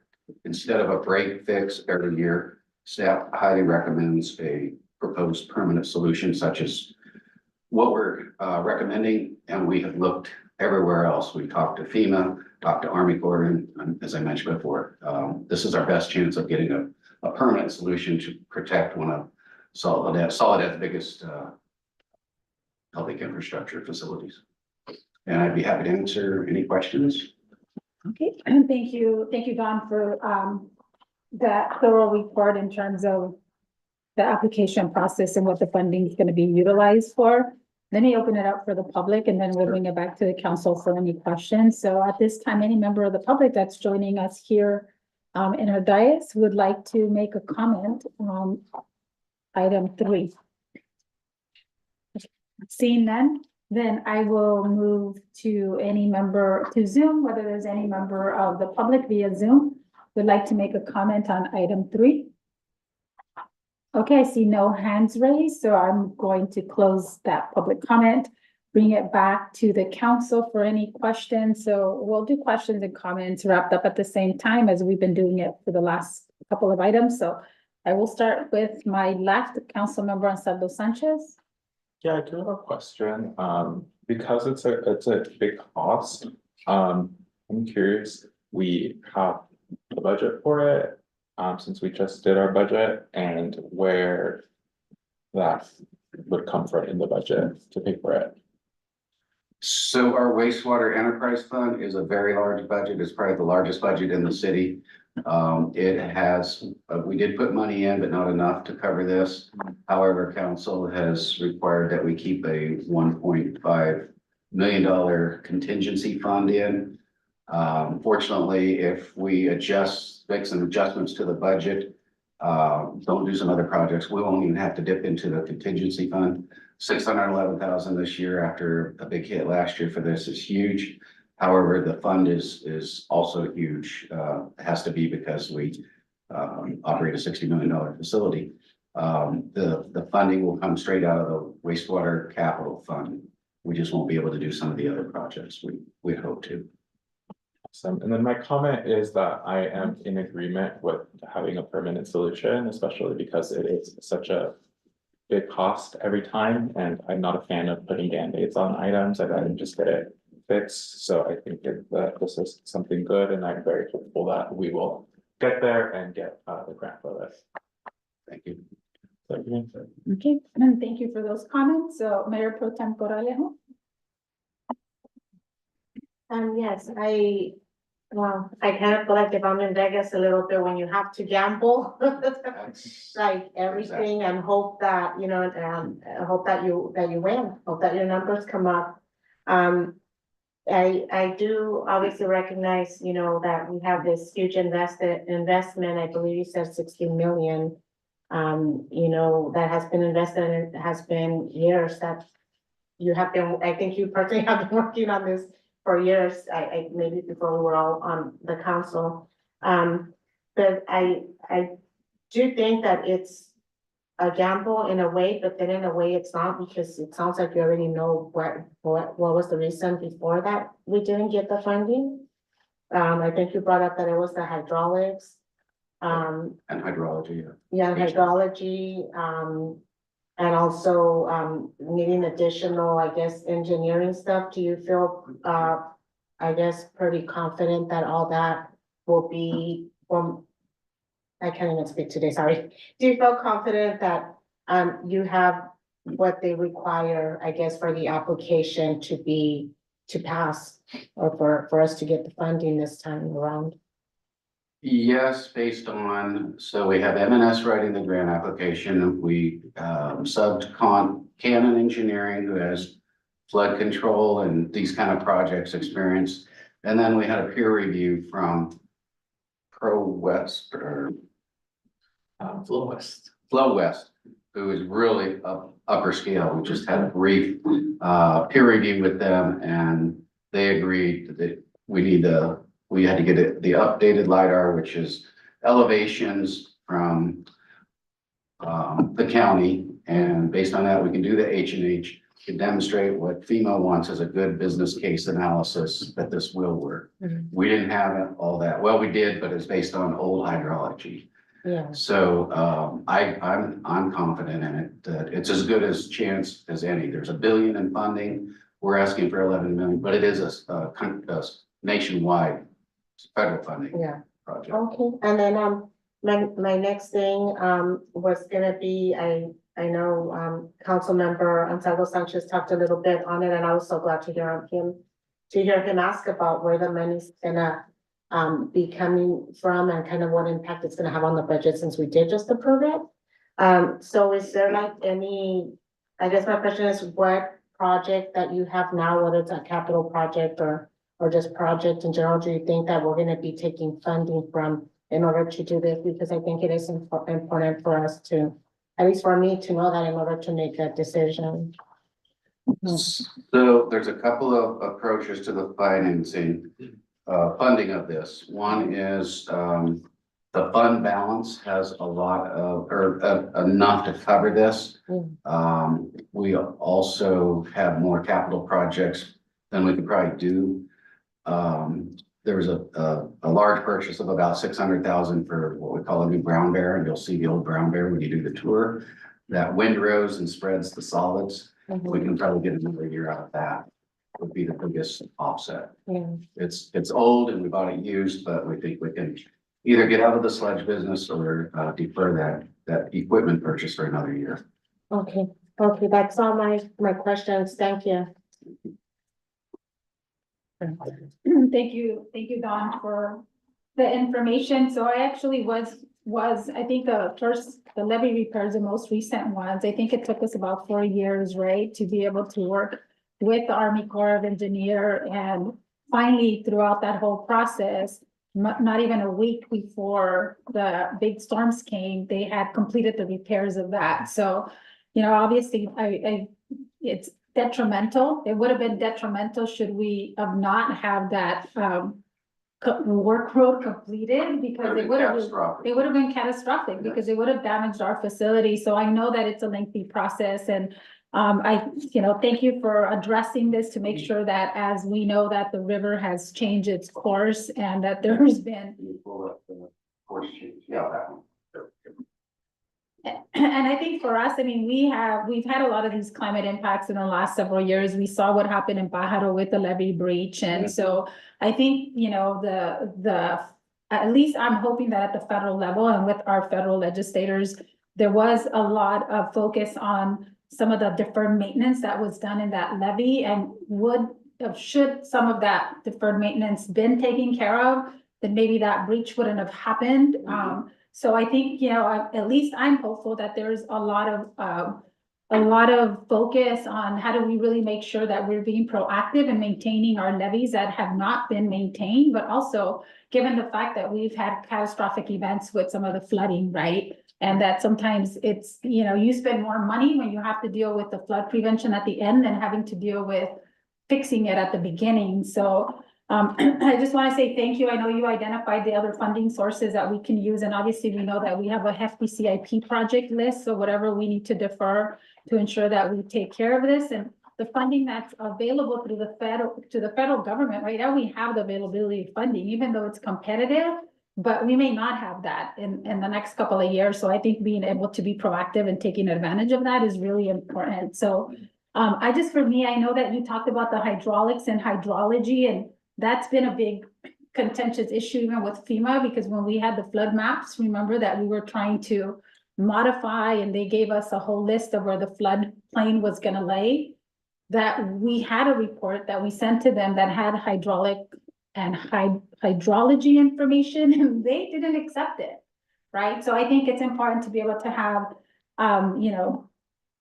good contractors that are going to be that have that expertise and can really address some of what is needed. So I think for me, I totally support the project. I think we need to move forward with it. I know it's a lot of money, but But I also know, as you mentioned, the $60 million that we have in an asset for the wastewater treatment facility is incredible. And that doesn't even underscore, all of the agriculture that we have. And if anyone saw the crop report that just came out for Monterey County, there was already a big loss, right, to a lot of the agriculture land, and that area is surrounded with that as well. So I think it's important, but I do want to make sure that as we move forward with this, that we go back to FEMA and that we talk to them about, we are obviously an economically disadvantaged community, because even in the reports that we submitted for the Safe Street projects with TAMSI, I mean, we really cite that and we underscore that we are a disadvantaged community.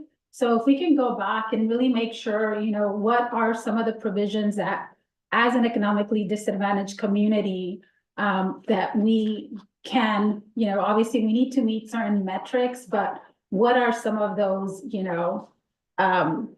possible exemptions or, other types of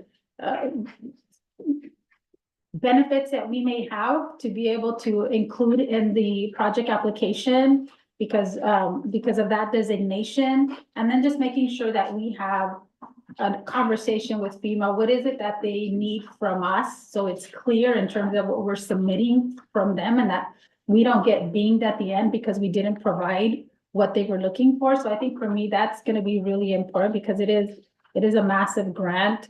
And also for me is when we're submitting the grant application, that we reach out to our local legislators, to our congresswomen, to our state representatives as well, to be able to gather their support and have them also understand the importance of this application and this funding source, because we don't have any other funding sources. So even with FEMA for a small rural communities, do we get any exemptions? Because this is a competitive grant, but we are also a rural and we're also disadvantaged. So like, is there any exemptions that can be made? So to answer some of those questions, we have discussed at length with them at disadvantaged community, and we're applying at that.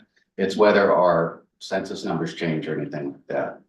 And then unfortunately, once they issue the NOFA, they're not going to talk to anybody, because it's got to be a level playing field. We can't get in there and try to, ask them additional information that all their applicants don't have. Yeah. But we have had those conversations up front. Okay, good. Yeah, and I think just for me, it's just making sure that we sit down then and really address that with our legislators, especially our congressional, legislator, because it is going to be important, because we don't, hopefully we are, I'm crossing our fingers that we are successful in the application process, because we really do need it, but it's hard for us to be able to compete with some of the other larger cities that have the money and the staffing to be able to do this. Yeah, we're advantaged in that, being a disadvantaged community, we have their special funding and the match is less. The one thing that I was curious is Department of Corrections built this facility, would a letter of support from them, if we could get one, help with the federal funding. It wouldn't hurt. Yeah. I think so, yeah. Good. So we might reach out to your office to reach out to the Secretary of Yep. Corrections. Yeah, absolutely. So we'll work with Sarah Larson. And I didn't bring this slide up, but this is the one I meant to show. The only other way we can do this is if the river moves back. This is the path of the river when they built the levee. So if the river actually got really big, it would swell over there and then move back. The river moved over, so it flows along the levee is the problem. That's Yeah. crazy. So we've got to either build a guide bank or pray that the river moves back on its own. Yeah, yep. Yeah. Well, thank you for that. Yeah, thank you for that. Those are all my questions, and thank you for going back to making sure that we get those letters of support, and then just addressing what is it that we really need, so we're competitive in the grant. So with that, council, I would entertain a motion to approve resolution number 6133. So moved. I second approving resolution number 6133. Okay, so we have a motion on the floor. All in favor, say aye. Aye. Aye. Any opposed?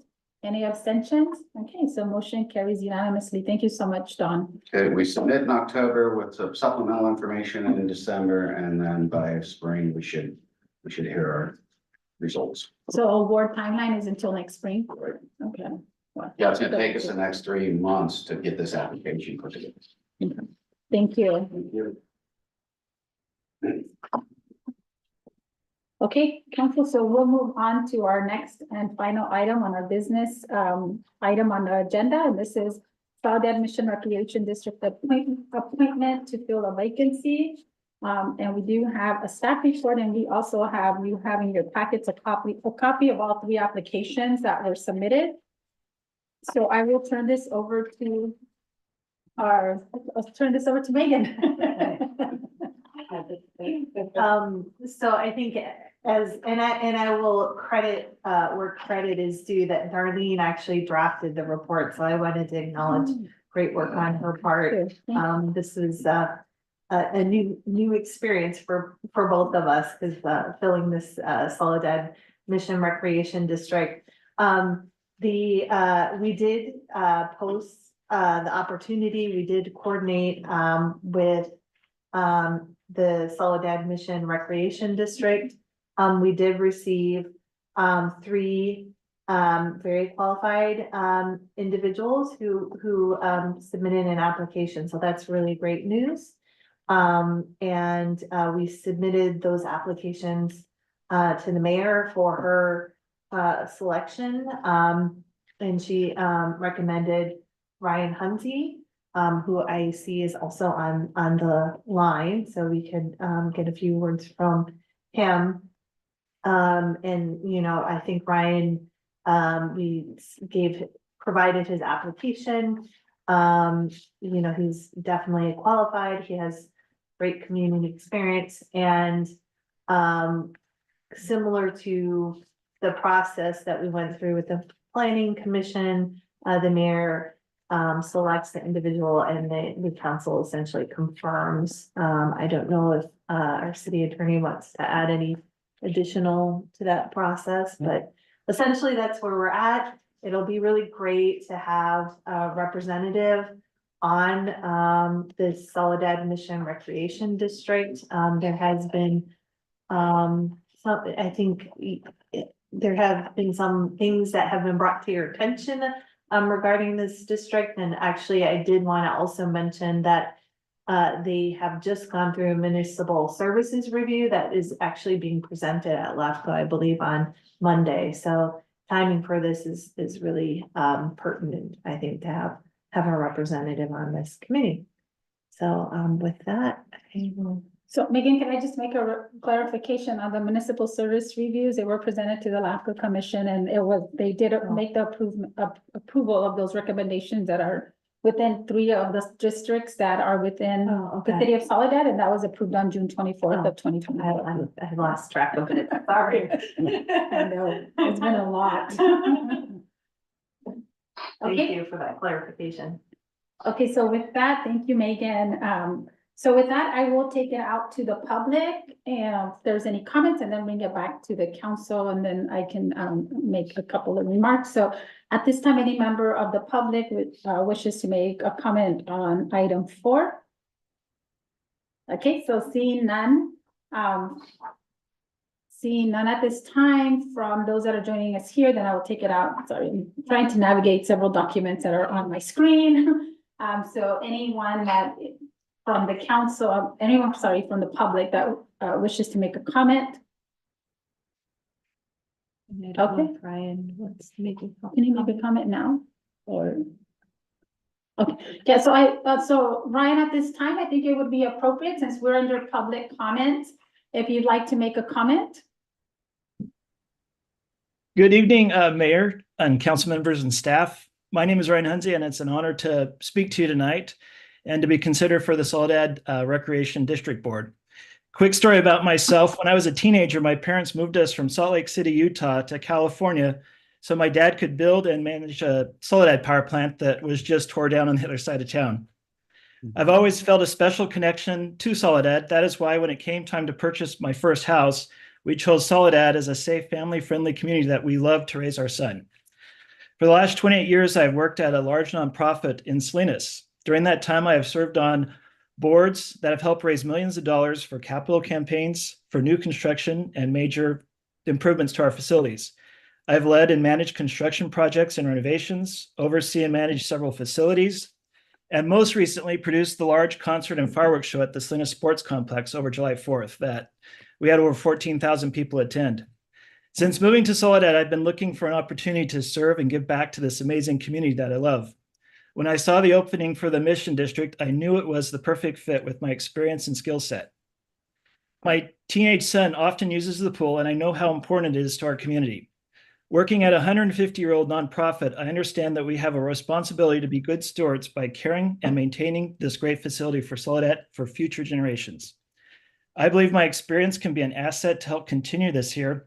I love getting things done and working with others to make that happen, from maintaining the facilities to creating great community events, for planning for future repairs and raising funds. I desire to make a positive difference in my community and believe that I can. Thank you. Thank you, Ryan, for those comments. Anyone else would like to make a comment on this item? Okay, seeing none, then I will bring it back to the council for any final comments, and I will start with Councilwoman Corralejo. I think I'm starting this way. Yeah, okay. Mayor Pro Tem. Mayor Pro Tem. Yes, thank you for that. I wanted to thank, first of all, everybody that submitted an application and showed interest in serving on this district. I really appreciate that. Also just wanted to say I have worked personally with the district, my family and I have, and I know that they have very ambitious goals to raise funds in order to be able to renovate and to grow not just their facility, but also the programs that they offer to our community. So, you know, I want to say I think that Ryan has, I think the you know, good motives. He has, you know, experience. I really like what I saw in his application. So just again, wanted to thank everyone, and you know, hopefully they continue to reach out to our city or to any local committees where they're able to serve. Thank you, Councilwoman Pro Tem, Mayor Pro Tem. No, gonna get it right. Okay, so Councilmember Marcelo Sanchez. Yeah, so again, thank you so much for everyone that applied. I had the pleasure of reading all of the applications, and Mr. Hunzi stood out to me as well, just for all of his experience. And then with what Mayor Pro Tem just said about the ambitious goal of raising funds, it's really nice to hear about your fundraising experiences that you've had, Mr. Hunzi, and I think that you would be a great fit to be on this board. Thank you so much, council member. So, yeah, thank you, council, and thank you also to all the three applicants. I also want to say thank you, Miriam Nava, and thank you, Michael Sandoval, for applying. I think what we're really trying to make sure that as a city that we really have, you know, a diverse number of applicants that come for the different positions that are really important to serve. And so I know we've talked about serving in other capacities, and you know, we really want to make sure that we have an inclusive process, a variety of different individuals that serve in different capacities in our subcommittee. So I really want to just, I'm thankful that we're seeing a lot more of civic engagement and the community stepping forward to be able to serve in these positions. And so for me, just, you know, my nominee and my recommendation is for Ryan Hunzi. I met Ryan, I want to say since you came on, since you moved to Soledad, Ryan, and he reached out, wanted to be active, wanted to know what we're doing in the city, wanted to make sure that, you know, if there was an opportunity for him to serve and when it was the right time, that's what he wanted to do. So I'm thankful that it's the right time now and that his position allows him to be able to serve in this capacity. And as he mentioned, you know, given the experience that he has, given a lot of his expertise in finances and event planning and just in the nonprofit world, I think it's, you know, really going to be a benefit and really an asset to the board. And I think this is a really great timing. Also, as Megan said, there was a recommendation, municipal service review that was conducted for 3 of the different districts, special districts in the city of Soledad. So it was the Soledad Community Healthcare District, Soledad Mission Recreation District, and the Soledad Cemetery. And part of the municipal service review was to be able to support the districts to move, addressing some of the challenges and issues. So I know the district some of the recommendations from LAFCO in terms of really supporting the district to work also in partnership with the city of Soledad to be able to explore other programs, other different types of financial mechanisms, and also the possibility of feasibility study to be able to look at how we best work together. I think having, Ryan's coming new to our city, having a fresh lens is gonna be really great. And so I look forward to working with you, Ryan, to make sure that we have that partnership and collaborative spirit with the Soledad Mission Recreation District that is really an asset to our community. And I know the council has talked just extensively about the benefits. And at the end of the day, our mutual goal is that we want to serve our community's needs, and our community doesn't care, who has oversight over the community center or the swimming pool. What they care is that the swimming pool is available, that they have access to it, that it's affordable, and that it continues to be there as an asset for our future generations. So I think you're going to bring a lot. So congratulations. And again, thank you to all of the other applicants that applied. And I look forward to having you on the board, seeing you on the board, and establishing a great partnership between the city and the district. So congratulations. So with that, then, do we need to make a motion to approve the appointment? Okay. I'll motion to approve Brian Hunzy for the Soledad Mission Recreation District Board. Second. Okay, so second by Mayor Pro Tem. And so all in favor, say aye. Aye. Any opposed? Any abstentions? Okay, great. So motion carries. And congratulations, Ryan. Thank you for being on our Zoom today. Thank you very much. I'm looking forward to it. Thank you. Okay, so with that, then we will, council, and also I know we have the report, so I think it'll be beneficial because we've heard a lot of comments even on the Soledad Cemetery District and some of the concerns. So there is a really extensive report, but it's actually really good in terms of some of the issues and recommendations. So I really would recommend, if you have an opportunity, to be able to review the report, to read the report. There is a link. Yeah, I'll make sure that all the council members have the link. I apologize. I spaced the timing of this, so I thought it was coming up. Okay, so with that, council, it's 8:20, so we're doing good time, yes. Okay, so we'll move on to mayor announcements and reports. And I just want to say, I know that Mayor Pro Tem and myself are working on some of the policy changes.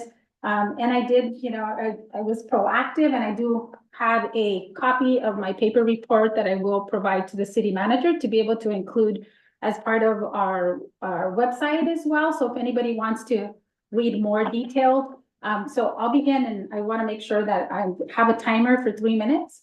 Was it 3 minutes that we said? Yeah, 3 minutes. Okay, thank you. Okay, so I had a standing meeting with Megan Hunter on July 20th to review critical related items and matters of concern to the city. On July 20th, I also participated in a virtual. June 20th. Oh, June, sorry. June 20th. I know, June 20th, virtual briefing with the California League of Cities with Jennifer Whiting, who's a Director of Education and Member Services. And I want to share this because as part of my mayor functions, I'm also part of the California League of Cities. So we had an opportunity there to review and discuss policies regarding some of our regional divisions and some of our diversity caucuses, which I represent the Latino caucus as part of my role here. And then also on June 21st, we had a virtual meeting with members of the SPCA and Megan, our city manager, Scott DeLucci, and Susan Mwali. So we discussed some of the current issues with the SPCA contract, possibilities of an expansion. They talked about an expansion to South County. They discussed briefly the breeding ordinance that we have, and also existing partnerships that the SPCA is engaging in to be able to provide more community services and resources to our South County area. And then on June 24th, I participated in Monterey County LAFCO, which was our regular commission meeting. And as I previously mentioned, we reviewed the municipal service reviews for the 3 districts within the city of Soledad. On the 26th, I participated on the TAMSI meeting on behalf of Councilmember Fernando Cabrera. So there was a lot of information. I think some of the, some of the critical items that I want to highlight was a board was presented with the 2024 Met Transit needs. Joe Oliver was appointed to the Bicycle and Pedestrian Committee, and there is a committee vacancy for the city of Soledad. So I want to make sure that we have our committee members that are able to participate in these very important committees. And then on the 26th, we had a virtual prep meeting with the American Public Transportation Association, which is APTA, as part of my board chair responsibilities with MST. We participated in a panel discussion on effective board policies. And then I did participate on the Hot Summer Days car show and the July 4th celebration at the Little League for 4th of July. And also just most recently, I did attend a training with California League of Cities. Again, I'm on the board of directors, and then also attended the conference with the American Public Transit as part of the panel, as part of my capacity as immediate past chair. So thank you for that. I went over a little bit of my time, but I do have my report, so I will give it to Megan so she can put it on file. Oh, good, I did. Okay, stay within my time limit. Okay, good. So I will now turn it over to Councilmember Fernando Ansaldo Sanchez. Alrighty, so on June 20th, I attended the Salinas Valley Solid Waste Authority Board Directors meeting. We are in a recess for the month of July. We discussed the Sun Street lease and sale that is moving forward for one of the Sun Street transfer centers. So that's going underway. Illegal dumping fees are increasing. Make sure that you are not dumping things illegally, especially large items, because if you are caught in dumping illegally, the fees will be increasing. And then we also discussed the new Crazy Horse transfer station and its design, and we're trying to make sure that it would not impede traffic.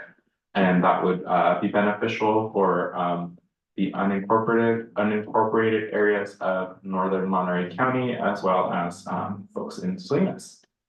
I unfortunately was not able to attend either the 4th of July event or the Hot Summer Days event, as I had a prior commitment. So as you noticed, all of our wonderful council created a video. Unfortunately, I was not in town, so I couldn't create the video, but very happy to hear about the success of Hot Summer Days, and it's something that I look forward to hopefully attending next year.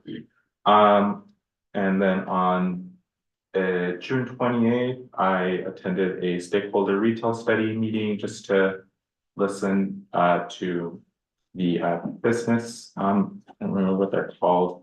I think Mayor Pro Tem also attended, so she'll probably say what their name is, but I don't remember. But we just discussed our retail spaces here in Soledad, some of the ideas that we're having, and then also strategies to kind of get folks to, stop by Soledad when they're driving by. Yeah, that's it for me. Thank you. So I'll turn it over now to Mayor Pro Tem Corralejo. Yes, I actually trying to remember everything that I did, so I may miss some, unfortunately, but I did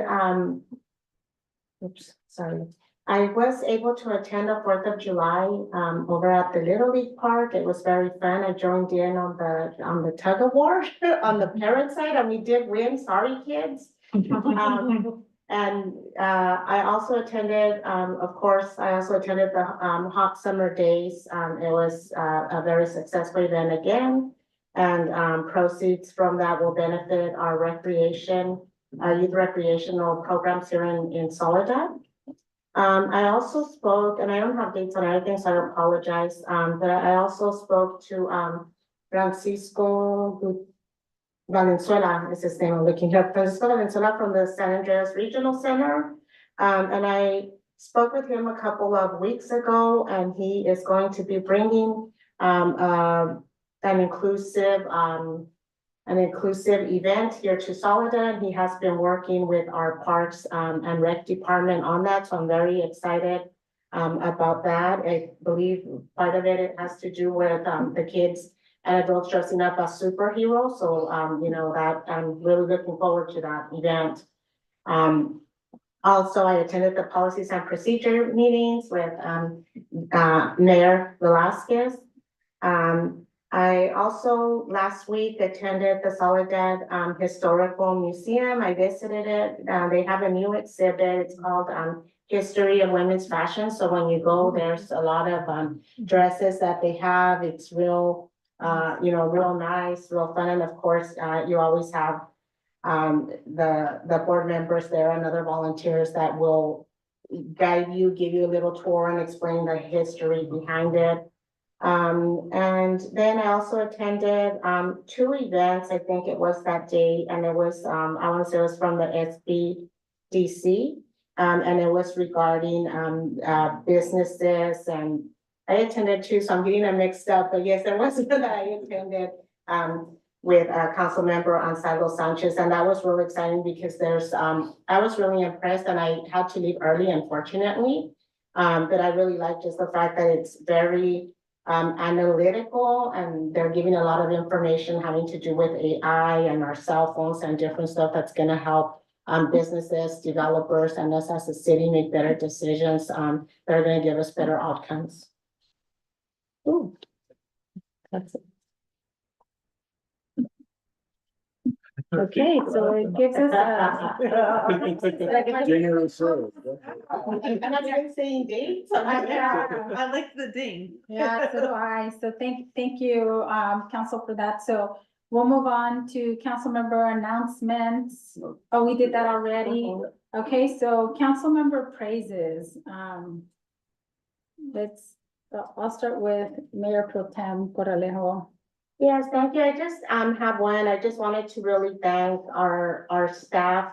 I know when PG&E put out the announcement that there was gonna be a possible power shut off for more than 24 hours. You know, in super heat temperatures, you know, it was difficult for everyone. There was a lot of complaints, concerns, and I just want to thank our staff for, you know, going out and advocating and speaking to PG&E and even trying to do everything to prepare us in case that was going to be the case of the shutoffs by having polling stations, and pretty much they were prepared for anything. So thank you, Megan, and thank you to, you know, Darlene, everyone who had a hand in that. Okay, thank you. I'll turn it over to council member Ansaldo Sanchez. I just wanted to say, I know that council member Cabrera is not here. He does have a birthday this week, so I just wanted to wish him a happy birthday. Okay, happy birthday, early birthday. Okay, thank you. And for me, as I just want to also just praise our staff.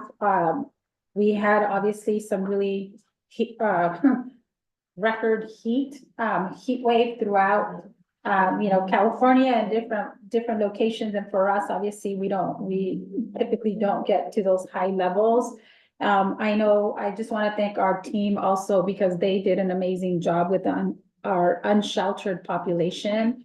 I know KSBW was, I think it was KSBW KLON was doing some was doing some news articles on, you know, what the cities were, how the cities were supporting our unsheltered homeless population. And I just want to say thank you to our team because I know the city staff was already involved in making sure that they had, you know, water, that they had some of the other, you know, essentials that they needed. And some of them, you know, even previously had access to vouchers. So I just want to say thank you to the staff for making sure that we're looking at every person that is significant in our community, as well as our unsheltered population. As many of you may or may not know, many of those are residents that are residents of Soledad. They're not coming from other places. They're not, you know, from other counties. They're from our own city. And so I just want to say thank you to the team for that. So we'll move on to our city manager's report. Thank you. I also wanted to give staff a lot of praises. I wanted to thank staff for having all the work that they did for the 4th of July. And then just 2 days after hot summer days, it was a lot of work, and everyone put their heart into it. And sometimes, they don't get the recognition that they deserve. It is quite an effort, and many of them volunteer their own time, not on the city dime, to make these events successful. I also want to acknowledge and thank the 4th of July committee who did, Pauline, to her word, dropped off the check. So they did indeed pay half, and it was a great partnership, and we look forward to continuing partnering with them in the future. I also had a really good piece of great news. Today, we just found out that we received a grant from the USDA for $50,000 to do a feasibility study for our shipping container village. So we're very excited about that. Good job. I will actually pat myself a little bit on that, helping rewrite some of this, and also Canoe and Tenzia, who were also helping to put the proposal together. Townsend did a good job of a draft, but we had to definitely put our spin on to it. So the other thing I did want to mention to council is we really need council's help. We are going to be pushing forward a message of water conservation. There is a lot of wasteful use of water that's causing a lot of it to go into the pond, and it creates more maintenance issues for our water folks, our water staff, and the facility. So I think there probably needs to be more awareness of following rules, no matter. While we have a good well supply, we're still, in the state of California, we're still always under a drought. And over the summertime, we're really we're counting on people not to overwater, because it does put additional strain on our wells. So we are going to be putting out a conservation message, but Mo asked that I put that out in the public sphere, and your help will help us as well. And then finally, I did want to let you know that we've been having a really good series of meetings with our South County cities in the county to talk about some type of animal drop-off facility or facility in South County. Not only the cost of going to SPCA, but also just the time that it takes for us to travel. So we're definitely exploring some options. We also have had some conversations with both the county, animal services, and SPCA, who say they're going to come down here, and we hope that's true. But seeing is believing, so we're also working on our own options. And so the conversations have been pretty positive, and I think working together, maybe we can actually crack that nut finally of getting something regionally for animal services. And I'll just keep you updated on the progress with that. And with that, that concludes my report. Thank you, Megan. So we'll move on then to our next item, which is future agenda items. And I'll start with Councilmember Ansaldo Sanchez. Yeah, I would really like to see something regarding rent increases. I've just been, I like to snoop around, I like to say, and just see what things what things cost, and I'm a little alarmed to see the cost of rents here in town. I think I saw an ADU going for $1,800 a month, which sounds really expensive. I saw a 1-bedroom going for $2,200 a month, and that's I work in Silicon Valley, and it's Silicon Valley prices, and I'm very concerned about that.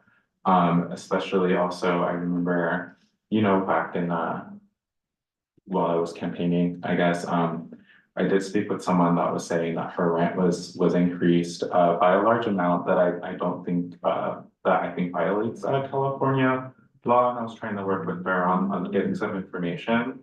So I just want to see if we can explore something like that to kind of assist what's going on. I know that this conversation is happening as well at the federal level. I think President Biden has something in mind as well, and I think that we should also have something for the city. And then to kind of mitigate this right now, I would really like to have some sort of information out there on rights, especially for our undocumented folks that may not know that they have rights, even if they're undocumented while they're renting, and making sure that they're safe. And that they are not being taken advantage of. And yeah, that's it. Okay, thank you. Mayor Pro Tem Corralejo? I don't have any, none. Yeah, thank you. Yeah, and I don't have any. I think I've had my pending ones, but I do want to comment just in terms of the rent increases. And I know that there's cities, I think the city of Monterey, want to say yesterday, we meet on Tuesdays. They were discussing the rent control, some of the rent control measures or ordinance that they wanted to, that they're looking at. Also, as part of my attendance at the California League of Cities as a board of director, I was there in Pasadena the last week. And there is, you know, so we as a council just, and for our community, right, there are a couple of ballot measures that are coming in November. And one of them is the Justice for Renters Act. So it's just kind of making sure that we're keeping up also for what's available. I know that locally we have had in the past, CRLA, who I've reached out to before to come and do more training on, and they're available because I know I had talked to them a couple of months ago when I heard from a lot of our residents also about the increased cost of rents. And there was a big discussion that we had last week also at the League of Cities with, you know, there's a rent that, you know, obviously the increase at the state level is only 10%. But I think for us in Soledad, we battle with other issues because we have people that don't necessarily have a rent contract, but that are living in single family homes and renting rooms, and there really is no actual contract, but they still have protections, even if the individual wants to, the property owner wants to increase the rent, or even if they want to evict them without, you know, proper notification, they do have a lot of protection. So I think it's just making sure that our community understands that. And as we do, I know looking at the report for housing, we do have more ADUs that are coming into play, right? So we're going to see more of that, and which meets one housing issue in one area, but then it's also like, we want to support for that to be able to make sure that the individuals that if we're producing this kind of housing, that it's really meeting the needs, financial needs of our residents, right? So not just, you know, the property owner, but also our residents. So yeah, I think those are good discussions to have and looking at ways that we can talk about that. I think the only other thing I want to talk about at some point, I do want to talk about term limits. And so to bring it back up at some point of discussion is, I know City of Monterey was also discussing that yesterday in terms of their term limits. So I think I want to listen to what conversations and what kind of ordinances they're going to push forward to see how we can bring it back for discussion for this council. Okay, so we are on record time, council. So with no other agenda items.